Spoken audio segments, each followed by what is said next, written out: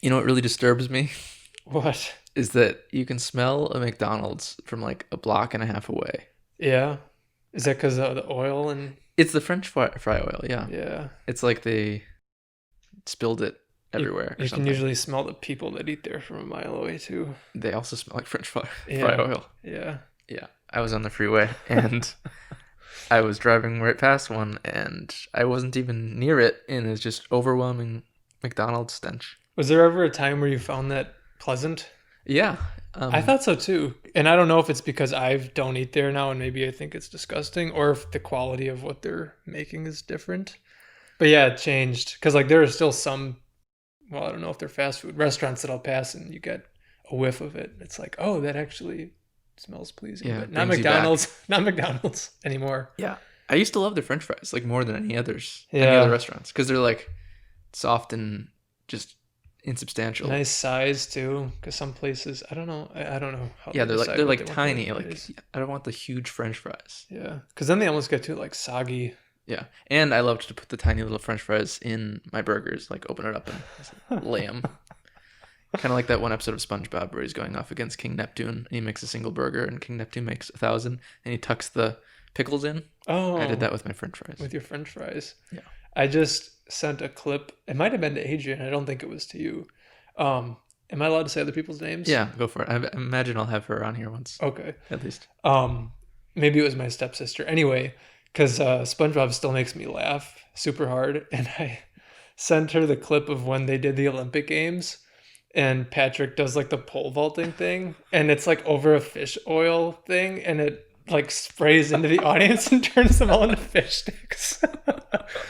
Yeah. Oh, I still that's like still one of the funniest things I've ever seen. I'd forgotten about that episode. Yeah. But And then my stepsister too, every now and then when I see her, just because we both think it's funny, this is gonna be loud. Cause anyway, like Mermaid Man, whenever like something bad would happen, he'd always go, Evil. So anyway, that show's funny. yeah.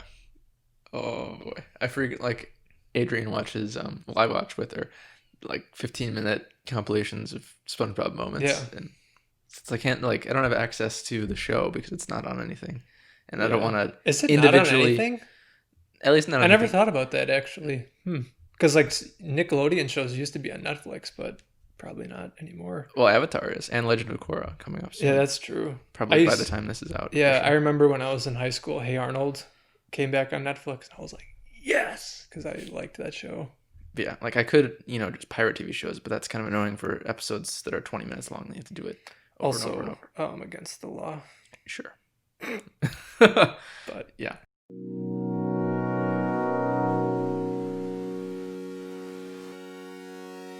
Welcome to the Regular People Podcast. I am Wade Allen, the host, I guess, and my guest in today's episode is Brian Orr. hi. And we're just going to be talking about things we're interested in, which hopefully will provide some sort of interest for any potential listener out there. Don't count on it, but Perhaps not. We'll see. Brian is an expert in just leave it at that. Yeah. many things, I'm sure. Mm-hmm. It's okay. I'm not either. Was there anything I was ever good at, or am good at? I don't know. Were you in Was I like known for special anything? person classes? No. In the good way, I mean. Oh, yeah, I guess. But who cares? Like, where But you it doesn't didn't make any difference in my life now. sure, but you didn't show an aptitude for like math. I was good at math. I did really good in school, but the thing is I was just a good student. I don't know. Like, Right. I was good at taking the tests where I just felt bad because there were so many kids that probably were smarter than me, but just for some reason didn't do well in the format of school. You're good at pleasing teachers. That too, but not the way some students probably do. Yeah, so I was good in school, but Music? yeah, but I didn't really do it in school. When I was in what's the one before high school, middle school, and the younger one, elementary school. See, great education, You folks. don't even remember what the school was Um, called. Yeah, I was in music classes when I was younger, but I think that was just because they were required because I went to fancy Oh, private right. You school. went to But brainwash school. yeah, yeah. In high school, I didn't really do anything musically other than What musically did you do? uh like piano and guitar. Were and you allowed to singing. choose, or is it every student did all these things? Every student had music class, but if you wanted to like specialize in lessons for instruments, you could do that. So that's what I did. But I hated them, so I stopped. Which sucks because now being older, it's like, oh, I wish I would have just bit the bullet and done it. But oh well. I hated the lessons though. Well, so You did drums, right? I did, yeah. I Are there first, lessons for drums? surprisingly, there are. I mean, They didn't I would consist of imagine much. that there is some form of technique that you could learn. But, Sure, but but- maybe not as much as is involved with Yeah, more there's- melodic There's instruments. a single object to smack, yeah. and Yeah, smacking at as long certain as you times is considered Had appropriate tempo. pleasant. Although it never was pleasant, because we had this. Well, so first I did trumpet, because what I truly wanted to do was saxophone, and everybody else wanted to do saxophone, so saxophone was taken up, and like, sorry, Wade, you can't do it. I didn't know that. Huh. Well, that was in 5th grade in my elementary school. So then I was like, fine, I'll do trumpet, whatever. And I did trumpet for a year and didn't really like it all that much. And then I switched to percussion, which only consisted of a drum pad and bells. The bells were annoying sounding, but more fun because they actually made music. Yeah. And the drum pad, it's not even like an actual drum. It doesn't have any bounce to it, barely. So it's not even a good thing to practice on. It just makes, smacking noises.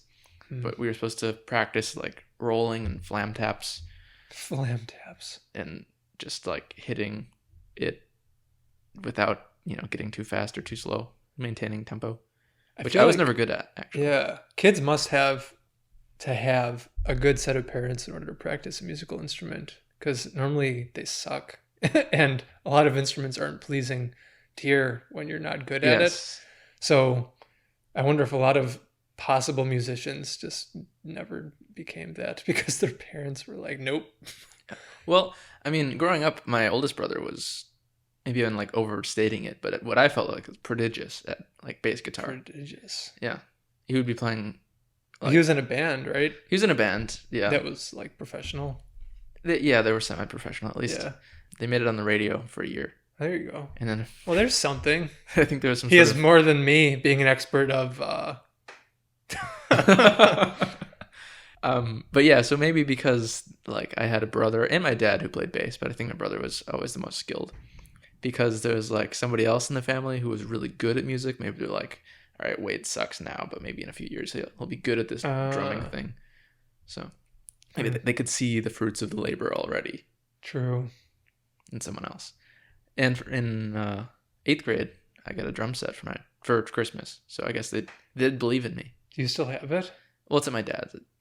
I was just gonna ask, do you still play drums? I suppose you I played it don't a if few you- days ago. I was at my dad's last week, and I was playing a little bit. Nice. I've lost most of my skill, but I still maintain the ability to separate the movements of my arms and legs, which is like the first hurdle you have to get over when you're playing drums. Yeah. Interesting. But even then, there's still like further separation that you need to do, because it's a different thing to separate your arms from one leg, but then to separate your arms from both legs and to do them all 4 limbs doing different things, like with different tempos and different whatnot at the same time, Yeah. like the truly skilled drummers can do, Hmm. or like anybody in a rock band can do it. I guess that's a famous band. They're all skilled drummers. That takes a lot more practice than what I was ever doing. Well, so I was going to ask you a question or two, just so any listeners that are there might like learn more about who you are before you begin talking about anything. Oh, all right. So just as a background question, your history, what have you spent the last 5 years of your life doing?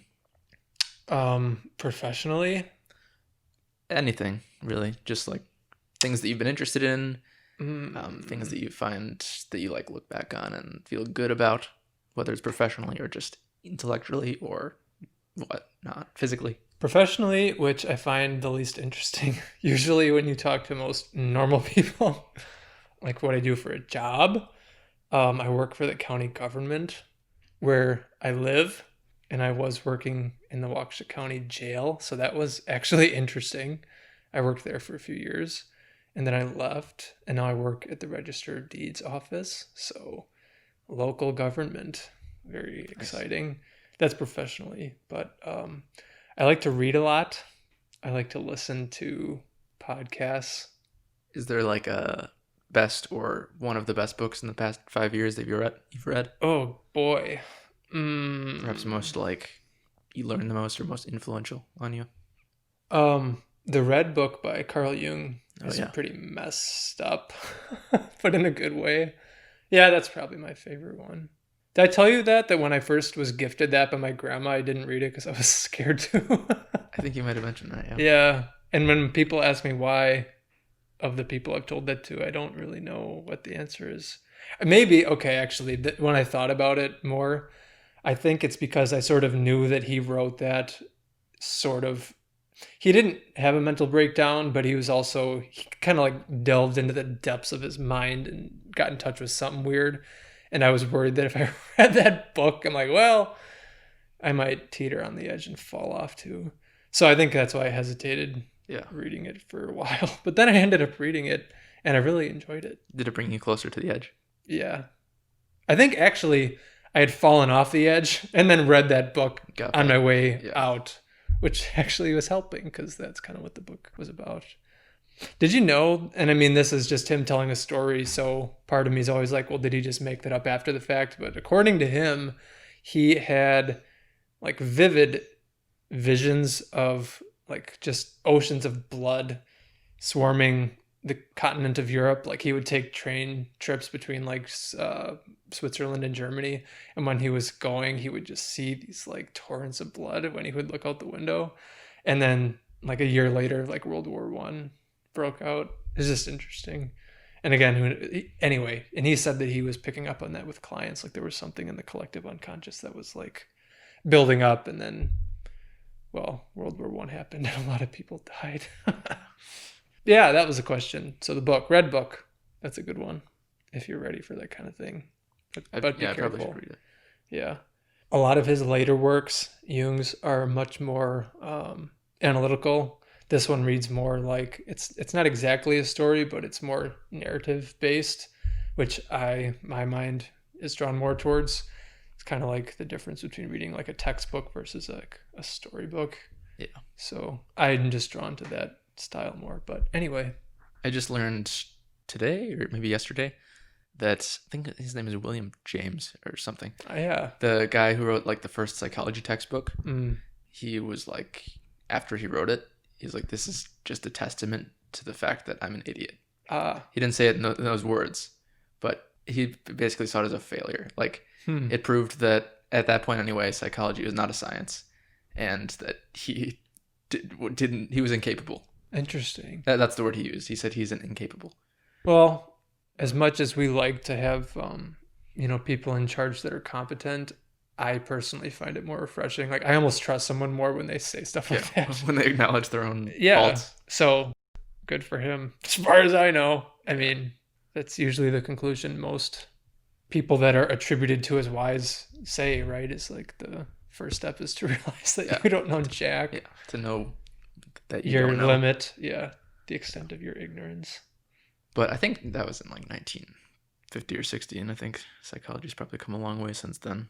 Maybe. How do we judge that? I don't even know, because I'm really interested in psychology, but I mean, there was Freud. Yeah. Jung's written off because he talked about religious stuff and nobody has time for that. I think Freud's written off too.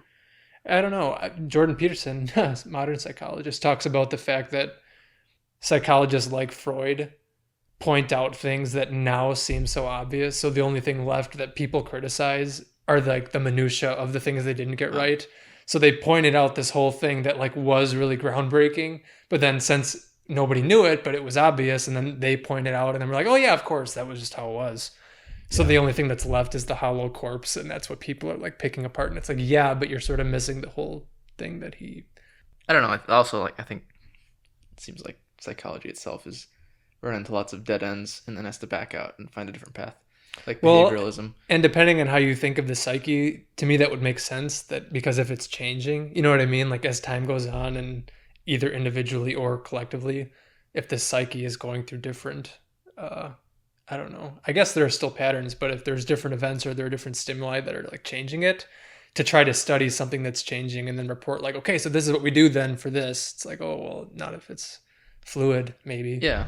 I suppose like if you're trying to do a science of the mind, like the mind like as the mind becomes more quote unquote sophisticated, Yeah. the methods of trying to study it are going to have to change too. Like the method that you just used to like, okay, we nailed this down. Right. But now that you know it, isn't the psyche changing? Yeah. So, It's never something that you can say is like crystallized and finished. It's always like just off target, probably. Yeah. And I suppose other sciences might be like that too. Yeah. For all we know. I mean, maybe not, but Probably less like mathematics. I imagine Yeah, you can still discover the new closer things, you- but math yeah. itself isn't changing. yeah. Well, for all we Yeah, know. maybe. As far, yeah. The best that we can do, hopefully not. So far, so good, because the sums are still making things work. Like planes can still fly and ships still float. So, Yeah. Background. So, I did professionally. I said the book. I like to hike. I hike a lot. There's a park right near where I live that I spend a lot of time in. I like having one-on-one conversations with people, such as yourself. Spending time with family is nice. Yeah, I lead a pretty simple existence, but that I What's tell that? myself that's by design, but maybe it's something I fell into and just tell myself that to make myself feel better. I don't know. Like an ascetic life. Yeah, kinda. I mean, I don't. Yeah, sure. That's always something I've like strived towards. Probably never actually fully achieved, but Yeah. And it's hard because I feel like, again, is it something that people just fall into and then tell themselves that, oh, well, that's why I'm doing it. right. But I feel like I don't purposely try to ignore or avoid like greater things. It's just in my head, I think, oh, wouldn't it be nice to try to be happy with like the least amount of like necessary other things? Yeah, I feel like it's usually the building and building and building and trying to get the next thing and the next thing and like goal oriented like way of trying to find happiness that eventually realize your whole way of doing it was mistaken all Yeah. along and you just wasted the last 40 years of your life. Yeah. So it's probably Yeah. more efficient to find happiness by just accepting what you already have rather Yeah. than Yeah. striving for new changes. Yeah.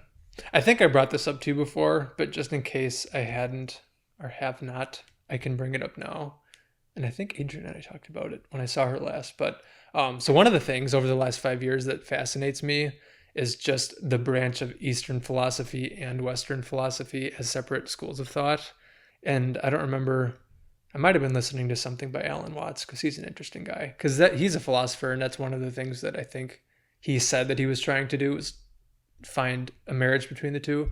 But anyway, I remember coming across the Serenity's Prayer or the Serenity Prayer, which I had read 1,000 times, but for some reason when I read it this one time, it was like, because that to me was like the perfect marriage of the Eastern and Western thoughts.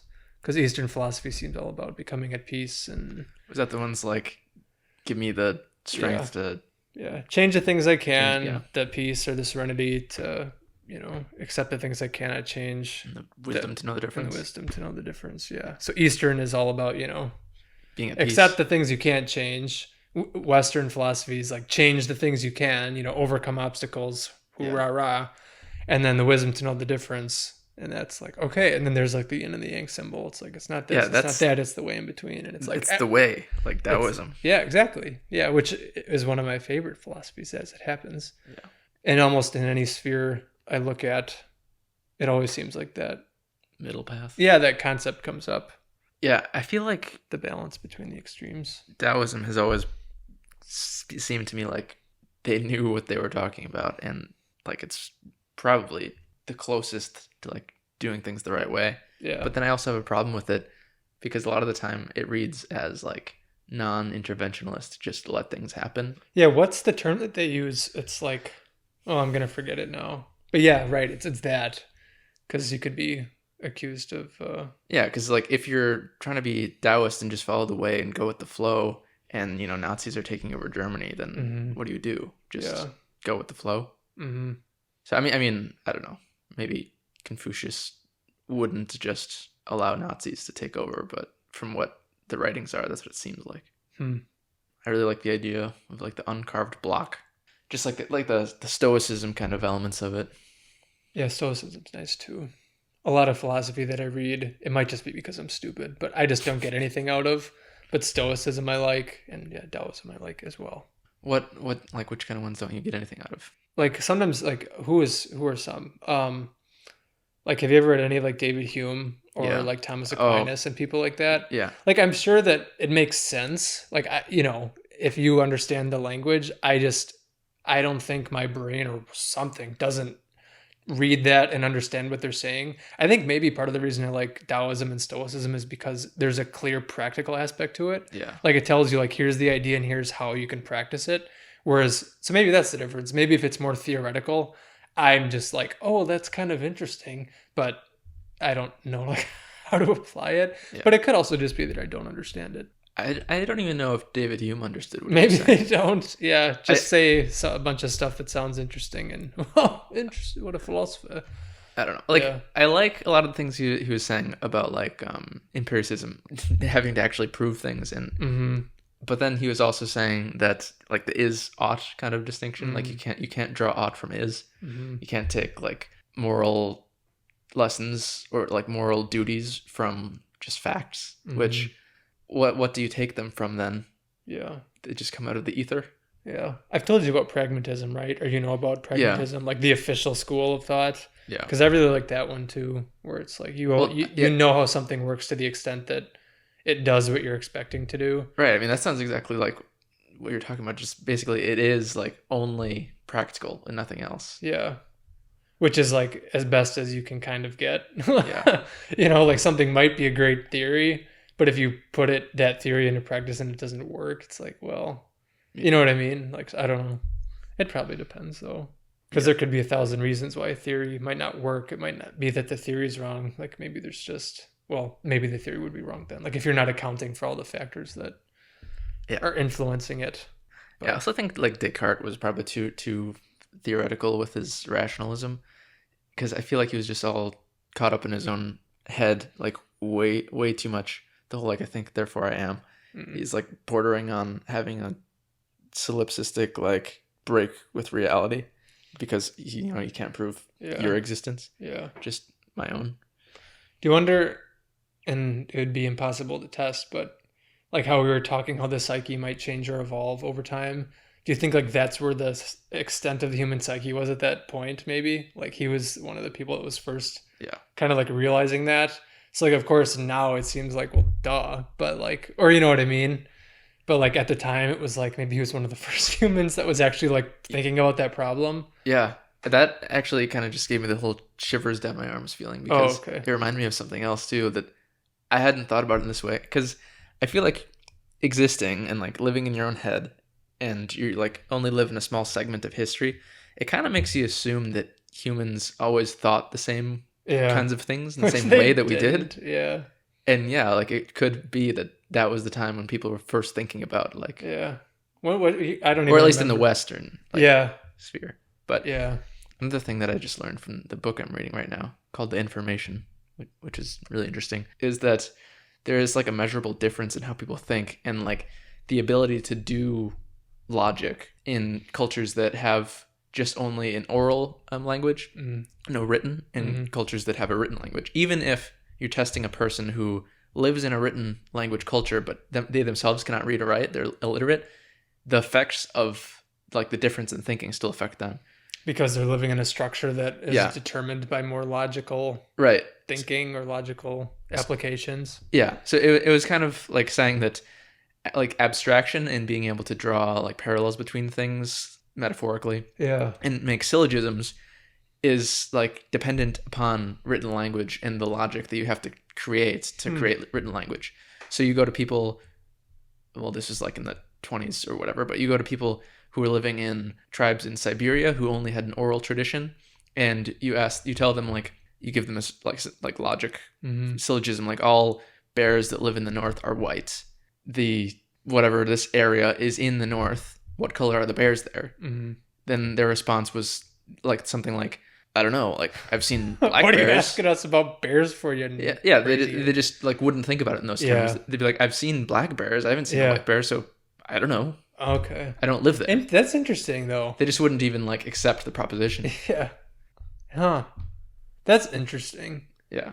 Because it's like there's like a literal change in thinking that has been happening, like even in the short term of human evolution, which is crazy. Like not even thinking about our own consciousness, or not even thinking in terms of logic. Like, what are we going to be thinking about in the next 200 years that people aren't thinking about at all right now? Yeah. Yeah, I suppose for most of our history, we're just concerned with staying alive. You know, Yeah. what did we have to do make that happen? And I feel like, at least for people who have like relatively normal sensory organs, like that aren't blind or deaf, it seems almost impossible to think without like Input. word sentences. But if you know, like the Helen Kellers of the world, like Yeah. they were still thinking, but it was completely probably unrecognizable to you because it wouldn't involve words. Mm. There would be no sentence structure in your thought. It would just be, I don't know, emotions or whatever, some sort of language you made up yourself in your head. Did you ever see the movie Arrival? Yeah, I just saw that a few months ago. Yeah, so it made me think of that. Have you ever read what's it called right now? Probably, let's just say, Slaughterhouse Five? Let's just say no. No, I know about it. I haven't read it though. After watching Arrival, I realized that and Slaughterhouse Five were like eerily similar, to the point where I have the feeling that the person who wrote the book that the movie Arrival is based off on just took their idea from Slaughterhouse Five. Well, they say the best artists steal. Because both books and the movie are about spoilers for Arrival incoming. Yeah, if you haven't seen the movie. They're about aliens who have a way of communicating, a language that like transcends time and kind of like makes time into a circle, and you can experience the future and the past just within your own lifespan, like travel between them. It's non-linear, so yeah. In Slaughterhouse Five, the whole story, spoilers for this too, I guess, the whole story is the main character during World War II. I mean, either delusional or just it's, you know, a fictitious book, so whatever. He was abducted by aliens and put in a zoo on their world and then brought back. And then ever since then, he sees time the way they do, which is all at once.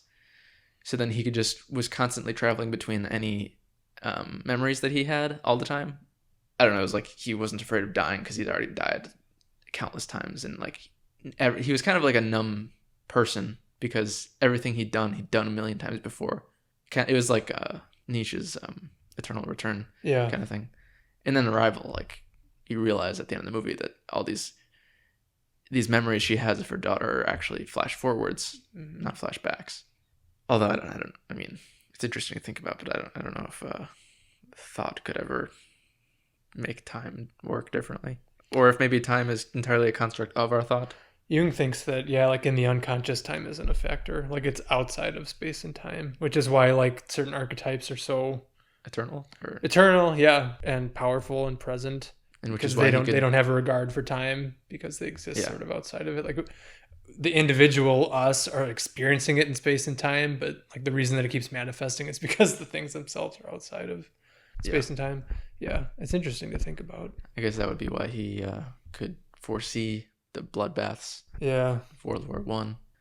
Did he like put it in any specific terms? Does he like imagine like a Plato like ultimate reality of consciousness, and then like is there a different plane of consciousness that comes down and like goes into our brains, or like where like if it's somewhere, maybe not even like a dimension or something, like is there consciousness just disembodied somewhere, or does it only exist in people, but it's because still... we're antennas receiving it? Like if we weren't here, is consciousness still going on? Is that the way he pictured it, or is it just that... Well, I'm still making my way through his collected works, so if I find out, I'll let you know.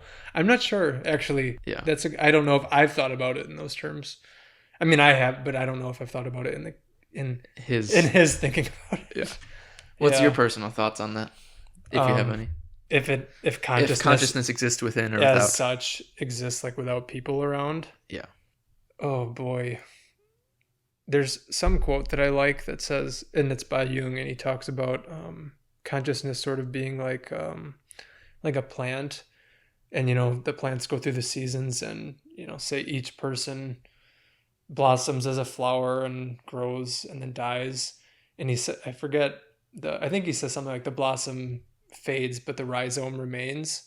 And I always liked that phrase, the rhizome remains. So like there's, even though the individual flower is gone, there's something underneath that's still going on. So I have no way to back this up. I have no way to prove it, but my intuition says that maybe there is something, but what that something is, I have no idea. I suppose in the flower analogy, it would still be dependent upon the existence of Yeah, I mean, it's of- still of something. It's still a flowers. living thing. It's still connected Yeah. to like a vine. Like what happens if you uproot the vine? Yeah, or if Yeah, I like don't know. if you destroy the ability for flowers to be created, then does the consciousness die off? Yeah, I don't know. Well, think about. Oh God, it's so weird. I should have mentioned this earlier.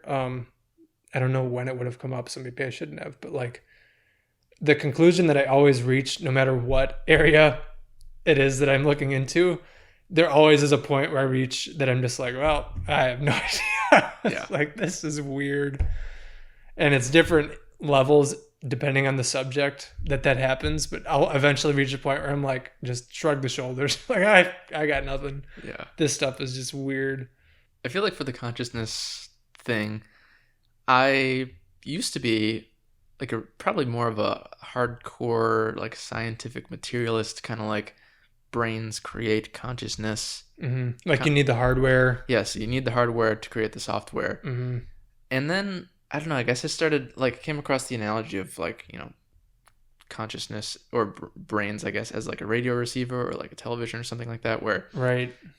because you need to account for the fact that if you damage brains, you damage consciousness, so they can't be It's entirely impaired, unrelated. Yeah. Like mind and body are definitely at least connected. Somehow. Yeah. But then you could think of it as like some realm of consciousness, Right. and then brains access that. Right. And that's people I would assume I would like to one day, but I haven't yet. But people that take like psychedelics, Yeah. Would probably be on board with that too, because you can also take things that push it the other way. Yes. That's not, well, depending on how you look at it, it's not impairing your consciousness. It's like enhancing it, Yeah. and you're reaching some other level. That So is- it's like, is that always there? It's just we're not always open to receiving it. Well, one could argue yes, or one could argue, well, no, only under the influence of these certain chemicals. Then do you see it? But it's like, well, do you see? Is that always there? Whether or not you're that's available to that's get definitely the thing that kind of convinced me. Well, I'm not convinced, but Yeah. that opened my mind up to the possibilities that there might be just more than materialism is taking psychedelics. Yeah. And yeah, because you can enhance it in a way that seems like real, and whether that's just some sort of only in your head feeling that doesn't have anything to say about the outside world. Yeah. Could be. But then you got to think about like the fact that when your brain is under the influence of like LSD, whatever your brain is doing can be done without the LSD. It's still just taking advantage of things Right. you have going It's on just in your brain. magnifying it. Yeah. Yeah. It's just using neurons in a way that you could use them in that same way. And people report those things from like long experience of meditation, having the same types of meditation, psychedelic fasting. Yeah. I mean, there's a whole bunch of stuff that can bring it on. So then I think maybe like thinking about it with like the radio receiver, it's kind of like, I don't know, a channel, like maybe your default channel is like if you're in your car with the radio on, it's just that one radio station. And maybe you like just kind of don't have on your person readily available the way satellite to change the station to Yeah. flip it to a different one to see what else is on. Yeah. It's just what's on is on. Yeah.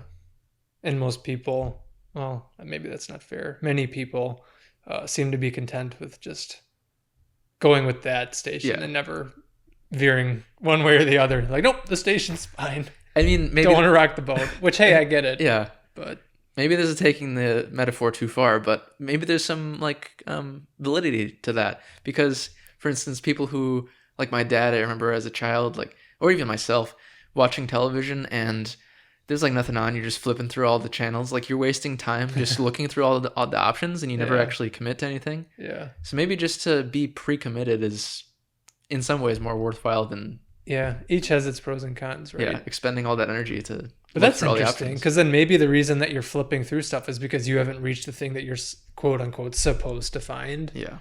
Because that could be interesting to think about. It's like maybe each person maybe not everyone's supposed to be on the same frequency. Maybe depending on a person's genetic makeup or whatever, people will function at different levels. See, this is the kind of thing why, like when people use the words like energy and frequency, Right. this to me seems interesting because I'm using it as sort of Yeah. like a metaphor, but not because I'm like Not- telling people like, Yes. no, you're like literally sending, I mean, maybe we are, but certain Yes. people seem to know that like you're sending out a frequency, and like, if you just tune yourself to the right frequency, man, you'll be a millionaire. Like this post and think the right thoughts and you'll be rich. Oh, and yeah. it's like, well, 5G is Like, causing let's- coronavirus. Yeah. Let's be careful about that. But anyway, No, that is the difference that makes the difference. When people talk about these sorts of things and they mean it metaphorically, I'm all on board. When they Yeah. don't, yeah. and I'm like, what are you talking And they about? insist that Yes. they know for sure. Like, if you talk about religion in the Bible and you mean that these things actually happened, Yeah. I think you're crazy. If you talk about it like Jordan Peterson does, where Yeah. it's just a story that's useful for learning. It's like humans trying to figure out the structure of their psyche Yeah. using these tools because that's all we had. Yeah, then it makes perfect Yeah. sense. Yeah, me too. Well, I've told you this before, but because that was why I was turned off by at least part of the schooling that I had when I was younger. Because I enjoyed the school for the most part, and we did get, I think, a pretty decent education because all of us that went there seemed to do pretty well in school. Yeah. But it also came along with the fact that, oh yeah, by the way, everything in the Bible is literally true. The world Right. is 6,000 years old. There was a guy named Noah that had every animal on his boat, and yes, that actually happened. So, and then there would be those of us in the class that would look around at each other like, really though, Yeah. like you Well, can't, that's good, at you least, can't that- expect us to like take you seriously. But that sucked maybe because then it turned me off to looking at it the other way. Yeah. But then it was so refreshing when you come across it Years later. as the other way, and it's like, oh, if only this would be explained in the metaphorical context. Yeah. People would get so much more out of it. Or at least if people could just say that, the words at least, like if the teachers could say, hey, these stories are at least interesting from a metaphorical perspective. Yeah. Are they reflective of something more? Maybe. But, but to Yeah. tell kids especially, like this actually it is happened. abusive to like try to Yeah. like manipulate their thinking in that way that Yeah. you're just without evidence. This is the way the world is. Yeah. But yeah, I sometimes have the feeling that religion or all those sorts of like myths were originally made in like a metaphorical way. People just were like using them as storytelling devices. Yeah. And then somewhere along the 3,000 years, or however long it's been since any given religion since, somewhere along the line it got misconstrued and got taken literally when nobody intended Could it be. to. Or, and I'm not saying again that this is the only thing that they do, but a certain group of people might have realized, hey, if we tell people that you have to believe this or you're yeah. going to burn forever, like we can make a lot of money or get Sure. a lot of power if we make this our business. Yeah, I mean, or it could have been So- even both too. Like some innocent people started out as just a way to metaphorically explain the universe. Yeah. Generations later, some other people are like, you know what we could do with this? Yeah. Monetize it, Yeah. But, like the Catholic and again, Church. I'm not saying that that's the only thing that it happens for or happens with, but it's definitely something that does happen. Yeah. So I was going to say something, but I forgot what it was. Oh, That's well. fine. Well, back to the thing we were talking about, frequencies, which Oh, yeah. is a bad word. On certain drug use escapades, you can have the experience of like time working differently, which I guess lends credence to Jung's Idea of intuition. it being outside. that it is Yeah. not something that is set in stone.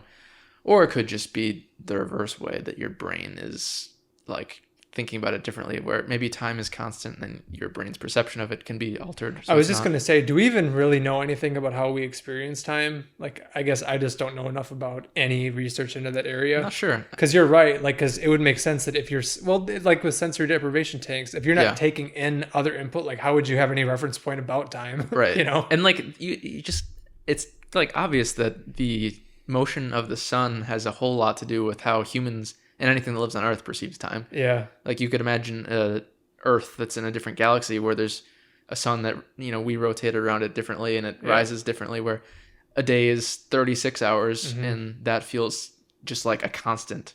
That kind of comes up in the 3-body problem, doesn't it? Oh, yeah. Yeah. Another I've good still only book, read the by first- the way. yeah. Me too. I haven't 3-body. read the other two Oh, because really? I can't find the other two for free. Okay, so I found the third at the library but okay. not the second. So I was like, I'm not gonna. Yeah. Like, I know. Just skip that one. yeah. Yeah. I had assumed that you would read this. No, I haven't read second the and other third. ones, and I really want to because I want to Yeah. know like what happens, and I haven't even spoiled it for myself, Oh yeah, I haven't either. so I don't know what happens. Yeah. But anyway, I say anyway a lot. Well, at least you don't say anyways, because as my drama teacher in high school pointed out to me, that is incorrect and not a word. You should point out if I try not to, especially because the family I live in, especially Oh yeah. the family I live in. My dad, he's a big grammar guy, not because he wants to be, but because his dad was an English teacher. So all growing up, any little deviation from perfect grammar was like, Well, I know you've corrected me a few. Well, maybe not corrected. Laughed at me a few times. have I? How I say certain words, such Oh, as that um, museum. museum. Yeah. I have to struggle to say it properly, I guess. Well, that kind of stuff. Who cares? But when people just use words Right. incorrectly. Or like, what's the one everybody always, not irrelevant, but one like that people say all the time, like whatever. But the thing I was saying about the frequency and the time difference, well, maybe you're incredibly high on marijuana or something, time can feel slower. Like it can feel like you're high for 2 hours, and that 2 hours can feel like 4 hours or 6 hours. And then as you're becoming less high, there is this like time putting itself back together kind of effect of like things start the clock starts to tick more quickly. And there's this one realization I had a year or so ago where there was many people in a room, all different states of being high. And that sounds interesting. Like, yeah, they're all like, coming up, going down, whatever the case may be. So we were all experiencing time slightly differently. And we were all having conversations with each other. And I was hyper aware of the fact that some people could understand other people more like easily than others. Because to some people they were talking yeah, like, okay, this is like still using the metaphor of frequency. I still don't mean it quite literally, but yeah, it was like, yeah, you're literally like, we are on the same plane of highness right now, so I can talk to you. If somebody is like higher up there or lower down there, it becomes harder to communicate with them and to like hold attention. Yeah. Because another thing that I was realizing was that, at least in the moment, this may not be universally true, but it felt like attention was paid in 3-second intervals where, you would say something to someone and you would, like, I would watch their raptness in what I was saying. Or the reverse, if they were saying something to me and I was paying attention to my own attention. So I would start a sentence, they would look at me, and then within 3 seconds, they'd blink and then look away, and then that's when they choose to either keep paying attention or do something else.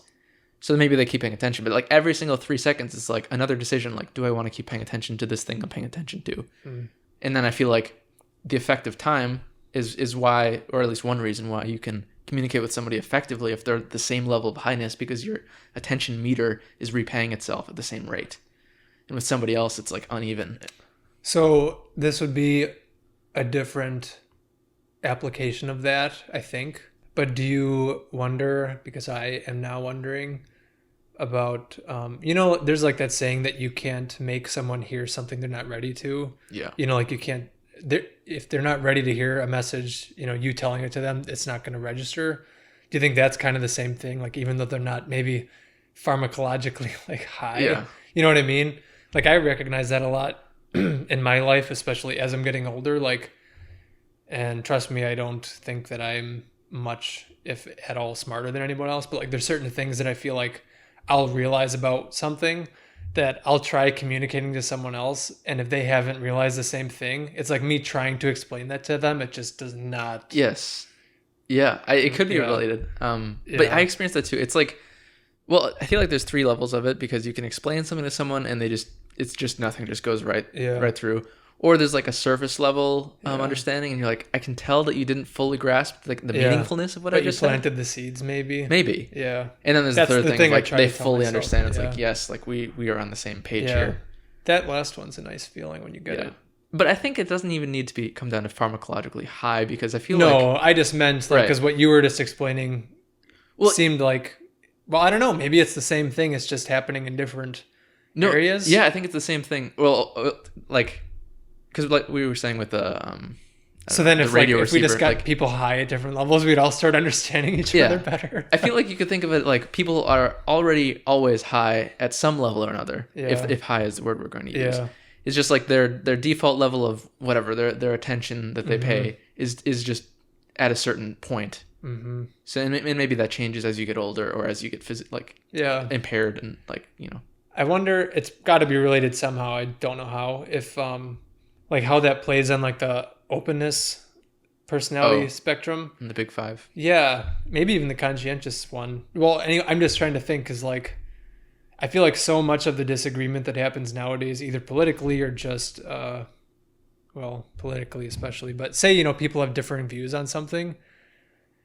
to me, like 90% of the time, people don't actually disagree that much. Yeah. It's like they're actually way more on the same page, but it's just like they're talking past each other about points that maybe need to be made, but they just don't realize that they're like bringing up both two very relevant sides of an issue that both need to be considered, but they are just thinking that, well, this is more important. Well, no, this one's more important. It's Yeah. like, well, wait, what if they're both important and you're just trying to figure it out? I know. So like if we Yes. could like tweak the, like how people were high, they could like see each other's both sides of like, oh, wait a minute, we're talking about the same thing and both of the things we're saying like matter here. Because that's Yeah. how I feel when I'm like watching most people or listening to most people debate.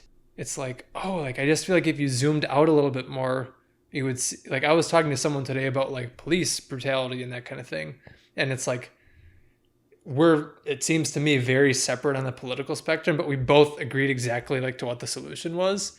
But anyway, Yeah. so it was like when you can get to a point or just phrase it in a way that's like, yeah, actually we agree on this. We're not that different. But I guess I have two things on that, kind of related, maybe not entirely. I just experienced this a few days ago, maybe a week ago, where I was having a conversation with someone, or I guess kind of an argument, and the thing that they were bringing up as like a rebuttal or like how they disagree with me and their side wasn't actually disagreement. It was just a different point Right. that they thought deserved more attention. yeah, It's like, we don't actually disagree here. Like, you could accept what I'm saying, yeah, and then now we could talk about your thing. But Yeah. instead, you're framing it as this is opposite to what I'm saying. Yeah. But it isn't at all. Do you I think the reason that I don't mind, or at least most of the time, like when people disagree with me is because, and this isn't a value statement, but like because I've just reached that point where I'm like, okay, I'm not seeing this as like a personal attack on me. Yeah.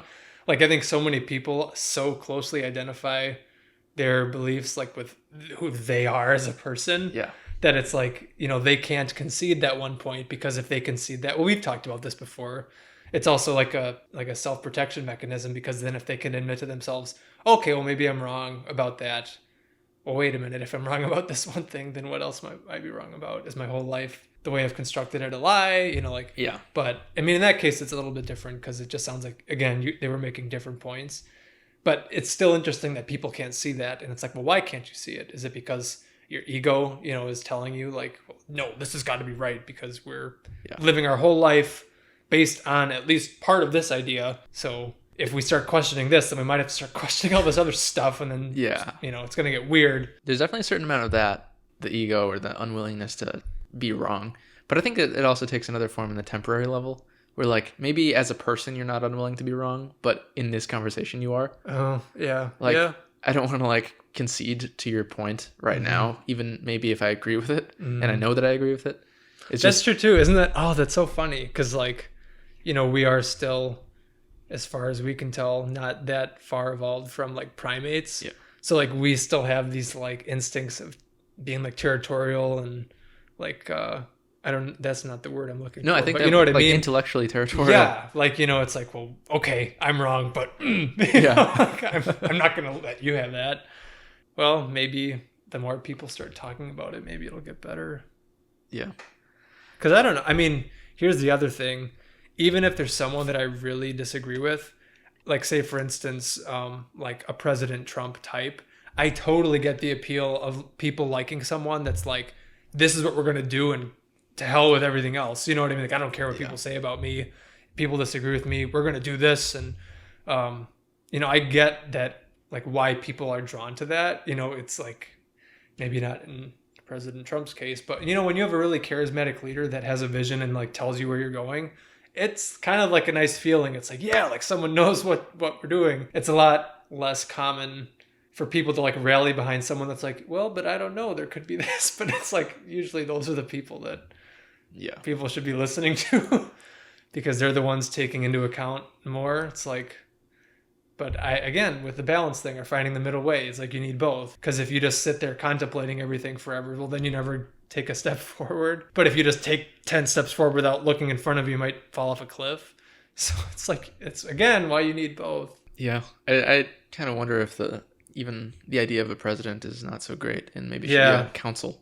Yeah. Yeah, because like the scientist types, like we were saying before, like you need to know that you don't know. Like you like talk to anybody who is like an expert in a field, they'll be unwilling to talk about any other field because they don't want to be, because they know that they'll be wrong about it, or they know that for a fact there are other people that they know that like have more to say on the subject and will be more like accurate. So, like my only thing I know about is like super specific. So I'm like gonna be doubtful about everything else that I think I know. Yeah. Which I guess is unhelpful when you're trying to instill like enthusiasm and passion in people you're talking to. Yeah. Because you got to like backtrack everything you say with a caveat. Well, there's another discrepancy between Eastern and Western philosophies, which, again, they both have their merits, where like Eastern is more focused on the holistic side of things, whereas Western is more focused on like hyper specialization. Yeah. And no doubt, you know, if there's like a really specific problem, it might be nice to have someone that really knows everything there is to know about that. But then I also wonder, well, how useful is it just as a single person to like only know everything there is to know about like this one little thing, you know? Yeah, and that's why it's like, I totally respect the people that say, oh, well, I'm not an expert at that, so I don't want to, you know, give wrong information.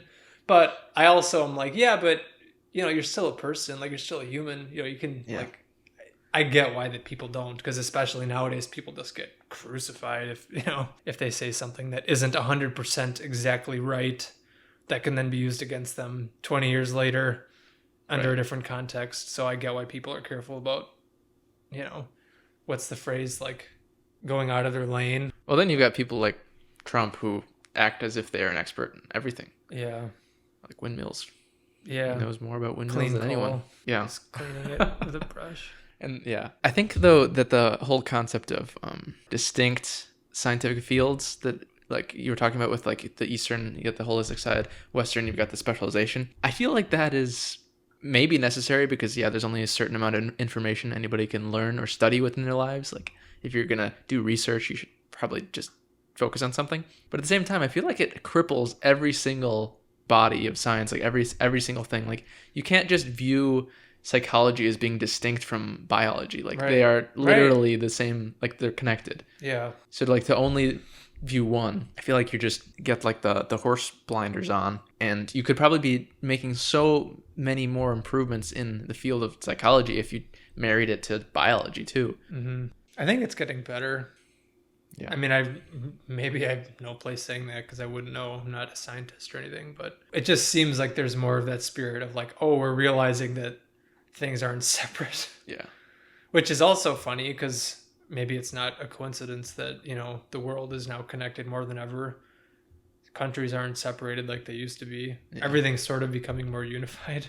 And now we're trying to figure out how to deal with that. That'd be interesting to see if over the course of like 800 years or something, you got science, it starts, and then it slowly like breaks apart into different subfields, and then it comes back together, and then in like the year 2500, it's just science again. And that could be how it goes. It'd be nice, because it would be useful to have both. Like, I can imagine a scenario where, say you go to the doctor and, you know, you're having pain somewhere, the hyper specialists of that area could like look, and if they check everything super specifically and see that nothing is wrong in that area, then you could sort of, okay, well, we've checked that off. So then where does it fit in elsewhere? I don't know. Maybe it could apply to different things too. And with the specialization, it's like really precarious. If you've got even not just science, but like economics or anything, if you've got all these people who are specialized in doing a thing, like I only make nails for doors. Yeah. Like if one thing goes wrong in your system, the whole system breaks. Yeah. Well, I was just going to say that because like think about it in the healthcare context too. What if there's like a problem with your spleen and they find out, hey, if we give you this drug, it'll totally fix your spleen, but it like kills your brain. It's like, oh shit. I guess maybe we shouldn't have done that. Well, wish we would have known, but I wasn't an expert in neurology. So yeah. Yeah. But that happens all the time. And that's where I think a lot of arguments happen, even on the political or social level, is like people focus on one thing and one factor and they go, well, if we tweak this here, it will fix this one thing that we're looking at. It's like, hey, sure. But then it tweaks everything what else. Are all the other unintended consequences? It's like, oh, everything burned down. Oops. Well, there's no more, whatever. I didn't tell you that, by the way. Yesterday, someone in the neighborhood over here doused themselves in gasoline and was threatening to set themselves on fire. So the police came and killed them. And obviously that's like awful, but what? Wait, did they what actually can kill you them? do? Yeah, I mean, he didn't die they shot him because he was threatening to. Wait, that doesn't make any sense to me. Why not just let himself He doused himself. Okay, hold do on. it then? From what I saw in the details, and there wasn't much, he doused himself in flames, was threatening to let himself on fire, and had a rifle. Oh, So I'm okay. guessing the rifle part is why yeah. they took him down. I was gonna say if you've got somebody wanting to kill themselves and the police's option is murder, just let them do the suicide. I know. Here's the thing. We might have talked about this already, and I wish I would have done some research since I brought it up, but it came up today on my work break when my coworker and I were talking about the whole police brutality thing.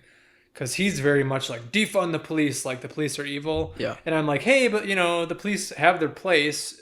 We both agreed on the fact that, like, how about, and I don't know where this would change, and this is where, like, the reasonable adult debate could be had. Like, how about we change the idea or the practice of when police are called, the first go-to isn't we have guns and we will use them. Yeah. I think we talked about it. It's like, I swear in other countries like Japan, like the regular police officers that are called don't carry lethal firearms. Right. They have batons. Maybe they have tasers. To me, that makes so much more sense to have like non-lethal or at least much less dangerous capacity to kill, to hurt, to cause harm as your first option. Yeah. And I've heard the argument that, but the fact that they have guns deters a lot of people from violent crime. And I'm like, well, I could maybe see that point. But to me, it's at least worth the social experiment somewhere. Like, can we just try, like, just to have the police maybe not have, guns with lead that will kill you, even if you're not doing anything that, to me, makes you deserve to die. Yeah.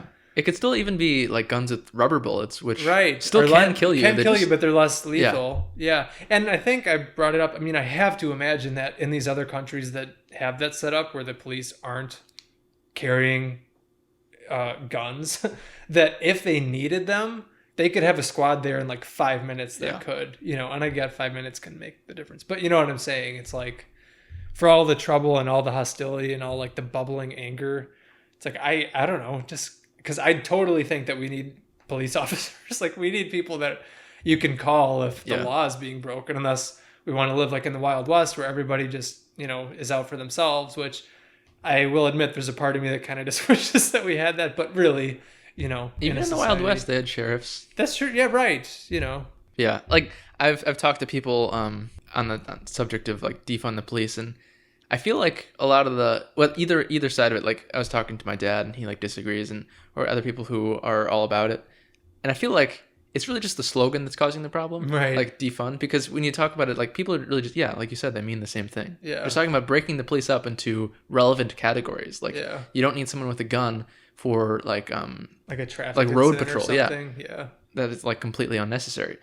And I mean, there is still like the small subgroup of like all cops are bad, just like completely abolish policing as a thing. Yeah, I don't understand where they're coming from. They must be anarchists or just haven't thought it through. But just like defund the police in general, I think makes perfect sense. Just the slogan causes people to go, what? Yeah. And it doesn't help that, at least to me, it seems like we're living in a time where so many people just aren't really interested in having the conversation. Yeah. They just get caught up in being excited about like being behind a cause or whatever the cause is. So they just love being able to go out and like shout and hold a sign. It's like, okay, but like, do you actually want to like fix the problem though? Well, no, because then, or they don't maybe think that, but it's like, oh, wait a minute, but then I'll have to go home and like live my life better. Differently. Then I won't be able to be out in the street and be screaming about shit. Yeah, then you have to make substantial every single day. Oh, and then I have to be a responsible adult and like uphold these things that we're saying that we want. Oh yeah, I guess there's that side of it. Yeah. Yeah, I saw somebody I used to know. I guess somebody that. They posted something on Instagram, which I don't have, but I saw it through Adrian.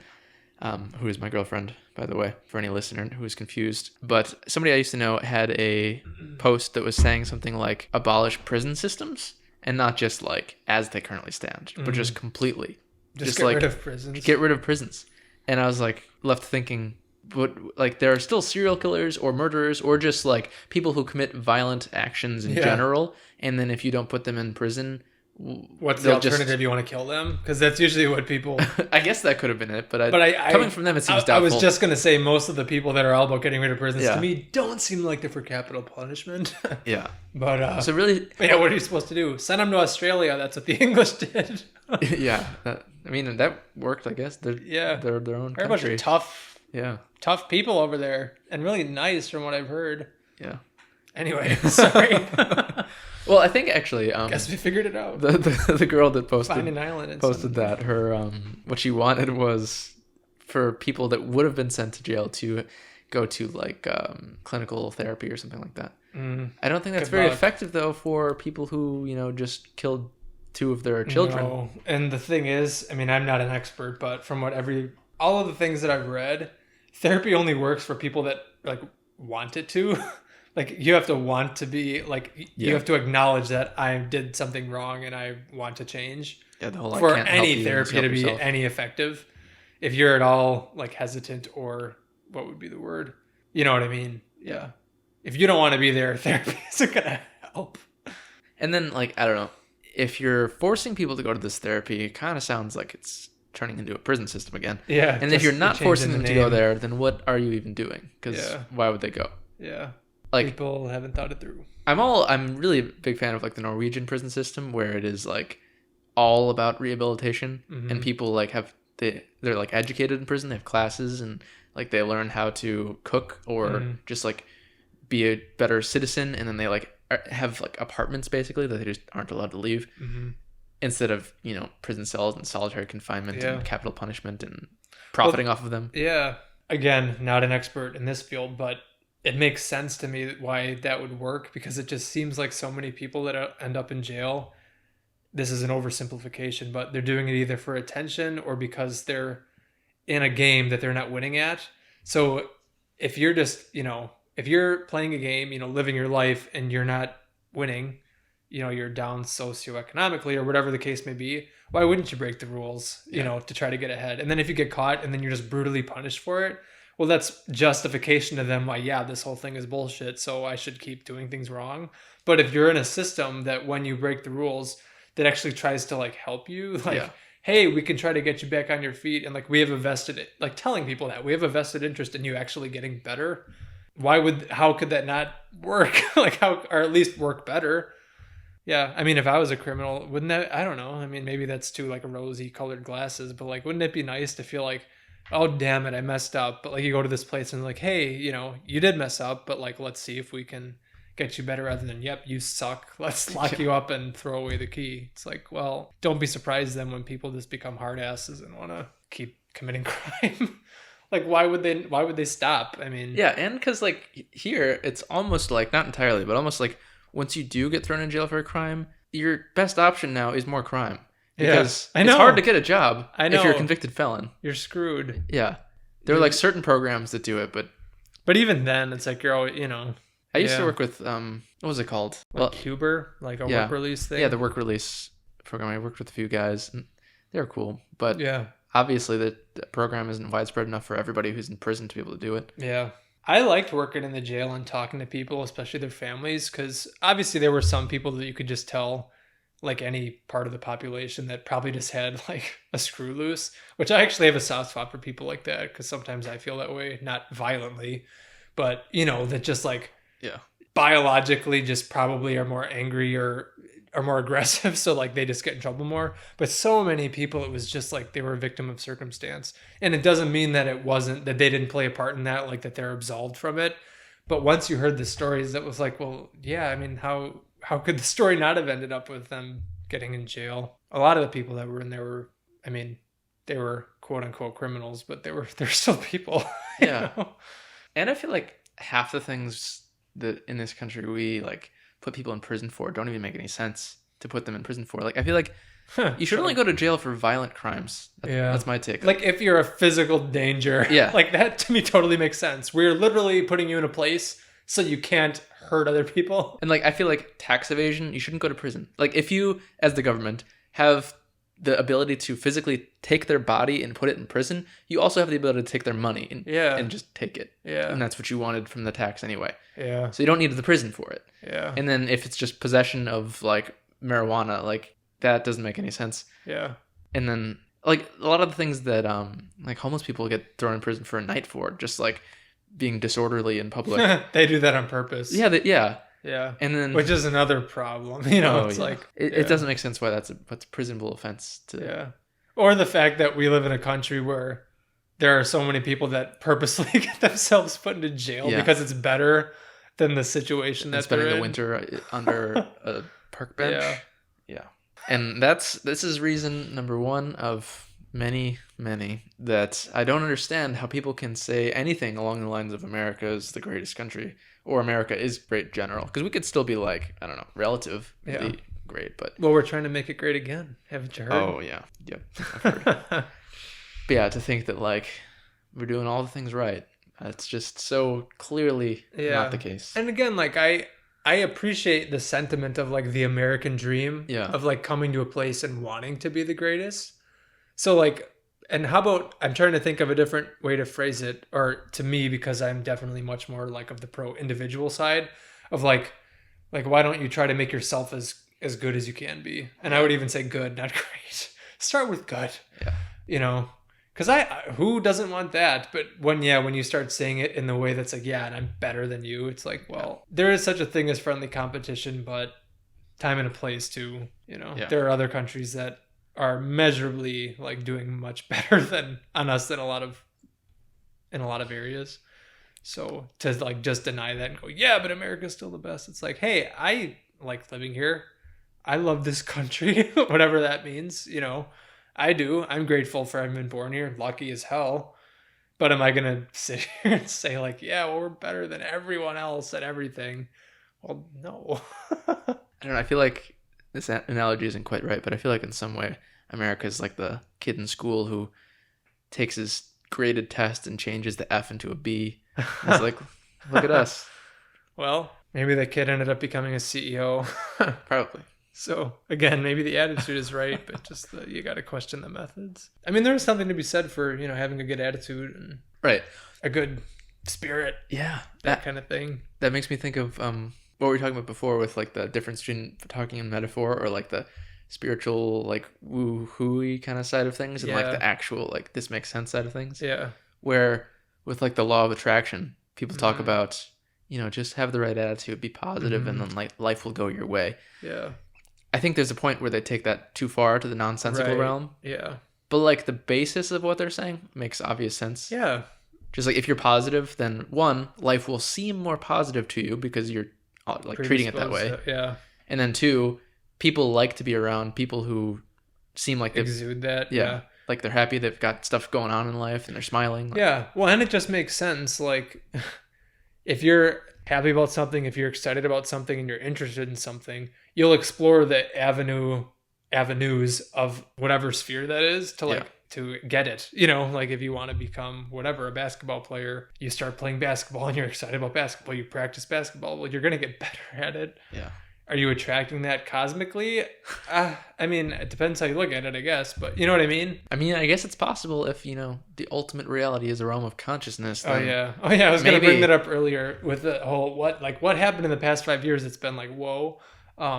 The CHIM and the amaranth thing. I don't even know if we want to touch that. No, I think we should. That's great.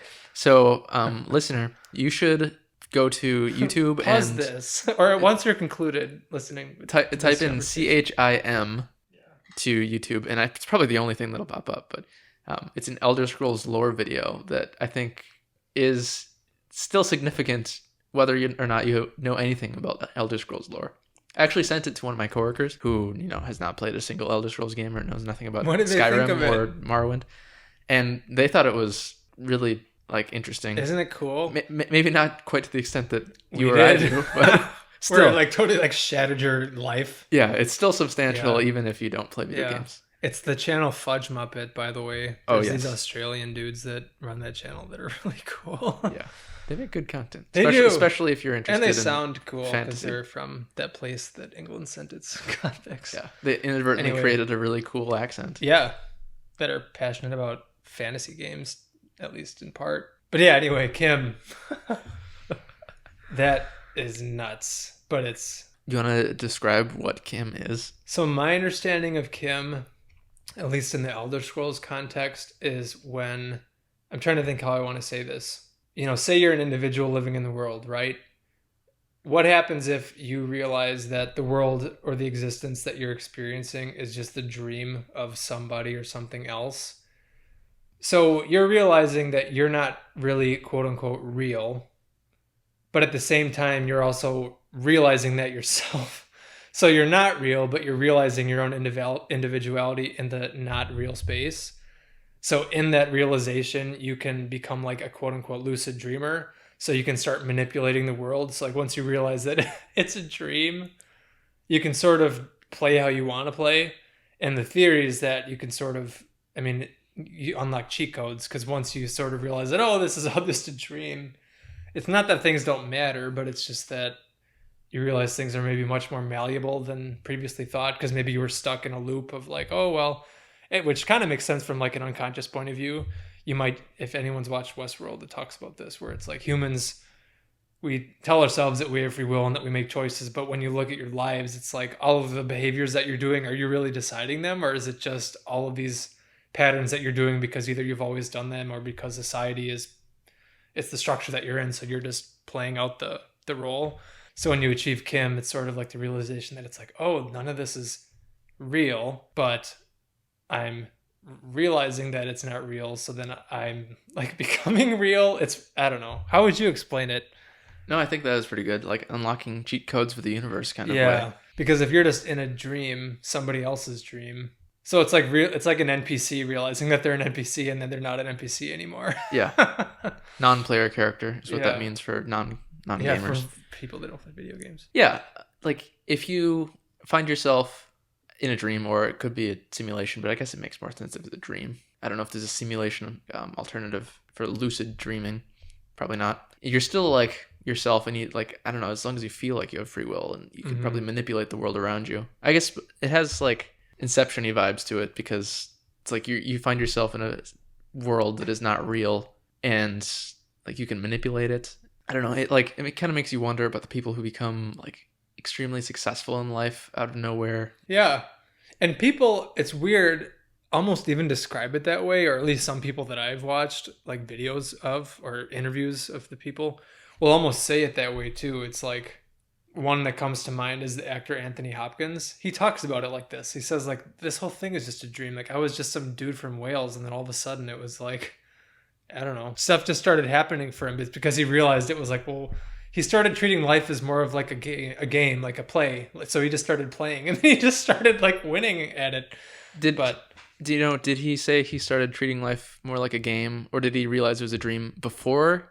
I don't know. And then the acting I'd have to happens? try to find it. Yeah, I'm not sure. Because I can if it was imagine one that or the other. If like he got these successful instances, that kind of makes him feel like in a dreamlike state. Yeah. He can't really accept the reality that he's just been propelled into fame. But attributing it to that, like it was the realization that then caused. Yeah, that would be quite different, I think. Yeah. And then whether or not that's even true of his own experience, or if he's just post hoc like reorganizing his memories, that is still interesting. Yeah, but like you were saying, other people that maybe don't even think about it in those terms, it does seem to like happen too. Yeah, there are all of a sudden people that just sort of explode into the stratosphere of success. It's like, well, I not to say that statistically some people do just get lucky, but anyway, Kim's an interesting idea. Go watch the video.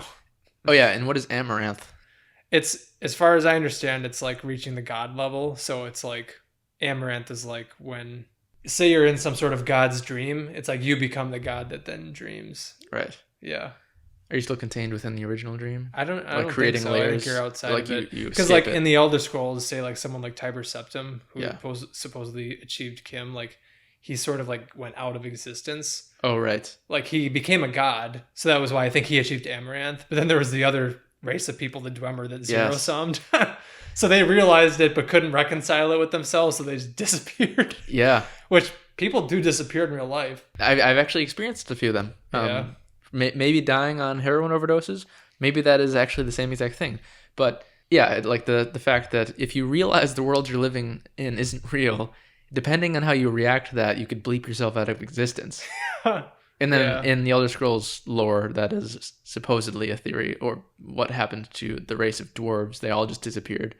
perhaps because they all realized that they're in a video game. Yeah. So then they stopped existing. Yeah. So And then, that's what was cool about yeah. that particular race, because I think they're called dwarves, but as far as I understand, they're still elves. they're just elves, yeah. But they were super sophisticated, very smart, like we're all about technology. So Yeah. they were the ones that like pro left brain rational mind, but then they realized this thing, and then again, because they were so focused on Yeah. that, it was like, oh shit, none of this is real though. Yeah, What? it's like a complete break with everything they believe. Like they're like all about the mechanical mind, and then you realize everything they've built that mechanical mind upon is just the complete opposite of that. Not mechanical It's at all. just the dream of Yeah. It just shatters everything you thought you knew, and then So bye they won. That's the theory anyway. It'd be interesting if in a future Elder Scrolls game they explain that or explore it. I almost hope they don't. Me too, just because it's more cool that it's a mystery. Yes. Yeah. But, which is funny from someone that likes to find things out. But yeah, there are certain things that you just kind of hope just let that be left alone. I definitely like to learn things concretely about the universe. That's always interesting. Yeah. But when it comes to fiction, I think there is necessary for there to be mystery involved. Yeah. If you explain for everything, interpretation. it's no longer interesting. Yeah. Which is how I feel about life too. Well, which, yeah. You know, I mean, which is so weird because again, we have both of these sides of like, well, you want to know enough to do what you want to do, but if you knew everything, you would never have to do anything because you know it. I like to learn. I love learning. It's so fascinating just about new things. And then if you never could do that again, if you knew everything, life would become dull. Yeah. But I feel like the sensation you get is, obviously fiction, like a book or a video game, is made by people, so they can only invest so much of their time into it. So it's only so complex. Mm-hmm. Where life feels so much more complex that it gives you the illusion that you could never run out of things to learn. So even though you want to keep learning new and more things, the point of learning everything seems like it's infinitely distant. Mm-hmm. And it might effectively be, because humanity could go extinct before we have the opportunity to learn everything. So we could treat it as... What would that even mean? That's the thing, because it's it just seems like every time you expand the circle, you just find realize another that, circle. Yeah. What would it mean to know everything? I don't know. And then, I feel there's conflicting sides of my brain. That's when you seriously. That's probably when the dream realization thing happens. Yeah. Because either you realize that when you reach completeness, we've reached the end, so either we boop out of existence, or you then I don't know transform into something that then creates a version for the next generation of unreal people to figure out the same thing. I love this theory. That must have been what happened to the dwarves. They found out everything there is to know about Tamriel, the world that the Elder Scrolls takes place in, and that was it. Yeah, they had nowhere else to go. They could either become a dreamer, which totally conflicted with what their philosophy, or just leave, or bye. Yeah, so they packed the bags. Yeah. But you wonder, because obviously records weren't as well kept as they are now, which is going to be interesting in the future because we can manipulate a lot of stuff now. But anyway, certain civilizations throughout history that seem to have just disappeared. It's you wonder. I mean, I don't know, because that's happened, right? I don't think I'm just making that up. I don't know that you are. You might be. Okay, but I don't think. Well, I should look it up. This isn't a whole civilization, but the Roanoke colony. Yeah. That probably. I mean, there could be That's a bit creepy. There could be 1,000 other explanations for that, but still. Yeah. I feel like there are certain things in life that the idea that this whole thing is a dream and people maybe realized it isn't the least plausible. Yeah. We'll just put it that way. Yeah. And I don't know. There is something to be said about the incompleteness of history and its impossibility of completeness, where it's an unfalsifiable position, because you could imagine that the Roanoke colony realized somehow that they were actually in a dream, so then they all bleeped out. Yeah, they would be way ahead of the times. Yeah, maybe they came across some witch that told them. Right, or maybe a neighboring Native American civilization knew the secrets and then conveyed them, and these Native American people were Kimmers. Yeah, maybe they were dream weavers. And then maybe the that's where Roanokers, the name came from. Yes, and maybe the Roanoke colony was they're pragmatic. They were persuaded enough to be oh crap, you're right. And then they just yeah, but they were probably Puritans, so they couldn't reconcile that with. I like this theory more and more. We know what happened to the Roanoke people. But yeah, I've got these two conflicting sides of my brain that I feel like the universe is finite, because I feel like it how could anything really be infinite? The concept of infinite just kind of doesn't compute. Yeah. But then at the same time, I have the strong feeling that maybe it truly is infinite. Like there is infinite mystery contained within the universe. Circles. Yeah, concentric Yeah. circles that never end. And once you come to the last one, new ones just form. Mm-hmm. Because how could they not? Right. Because what would it even mean to reach the end? Like that. What is an end? Like, yeah, because there would have to be something on the other side, right? Or no? I mean, that's the question. yeah. Yeah. Yeah, I think my whole concept of reality is kind of shaped by this idea of like Yeah. in every direction, in whatever way you could take it, the whole idea of concentric circles and like infinite regression always comes up. I feel like if you zoom out on the universe to the point of you can see all the super like clusters of galaxies or whatever, that it would just become like a cell. And if you zoom into the quantum realm, those become universes. Yeah. Like it just Isn't feels that awesome? Oh, that's so cool. it's like It reminds me of the thing that's on my TV. oh yeah, it's like all fractal. the patterns that It's fractal and Yeah. fractal. I can't say the word right now. Fractal in nature. Fractal. That's the word. It's fractal. Everything Yeah. just looks the same, no matter how far you zoom in or out. Yeah. So what do we do with that? That's the question, right? As humans, as people in the middle world. Yeah, That's the thing that I know personality-wise I'm more predisposed to answering. You know, there are the people that are concerned with like quantity, like, you know, like what maybe I shouldn't split it up into quantity or quality. Let's say like theory versus application. Like some Yeah. people are interested in finding out, you know, okay, theoretically, what do the numbers add up to? But my thing would be like, well, what should we do with that information though? You know, I feel like I'm much more on that side. I mean, it doesn't mean that the other side isn't important. I just know my build up is much more like, okay, but like what can we do with it? And what should we do with it? The is versus ought thing. yeah, which is why I don't think there's like a distinction to be made between is and ought. I think they're the same. Yeah. I don't know. Like what is also should. That should have been the whole book. Yeah, Yeah. but for the whole like I don't know infinite regression concentric circles, I don't even know if that like I feel like that just conveys a sort of nihilism almost. Like it doesn't have to be like pessimistic nihilism, it could be optimistic nihilism, but it's sort of everything just like continues on forever, so just go with the flow. Maybe. Yeah, I would my personality type would just more looks at that as like, well, then make the most of it. Yeah, You know, like yeah. try to look on the bright side. Yeah. But I mean, yeah, logically, I mean, you could come to that conclusion of like, well, shit. Like, Yeah, no, it's just going to go on forever and there's not really a point but I don't know. Mine's like, well, then make your own point. Go out and get it. or like yeah, the point, Dream your own dream. dream your own dream. Oh, that's like if I ever have an epitaph, which I don't know if we'll ever grave, but it's that quote from the Willy Wonka movie. He's quoting something else, but it's "We are the music makers, we are the dreamers of dreams." Yeah, Favorite thing ever is that because I'm like, oh yeah, I don't know. That's how I like to view humanity, despite all of our problems and faults. And it's like, yeah, but we have the ability to go somewhere greater if only we would choose to do it. does that I don't know in any way make like fiction one of the most worthwhile human endeavors? To me, but I'm biased because I'm me. I think so because Like it's dreaming it's up new dreaming. worlds. It's dreaming. Yeah. And I mean, people can have bad dreams. Oh boy, but those can also be useful too because they can Yeah. paint pictures of like, well, let's not maybe go here. Yeah, they can serve as like a Yeah. you don't actually have to experience this yourself. You can read a book that truly horrifies you, and then you can get Yeah. that secondhand Yeah. instead of Well, that I think I heard it from Jordan Peterson. He might have been quoting it. I think he did quote it from some other person that I'm forgetting, but that is the whole point of thinking. It's like running the simulation so you don't have to do it yourself and die. yeah. Like that is what it is. Sadly, I think like the evolution purpose, with air quotes, of thinking is to not have to think. You resolve the problem. So like the act of thinking is trying to eat itself.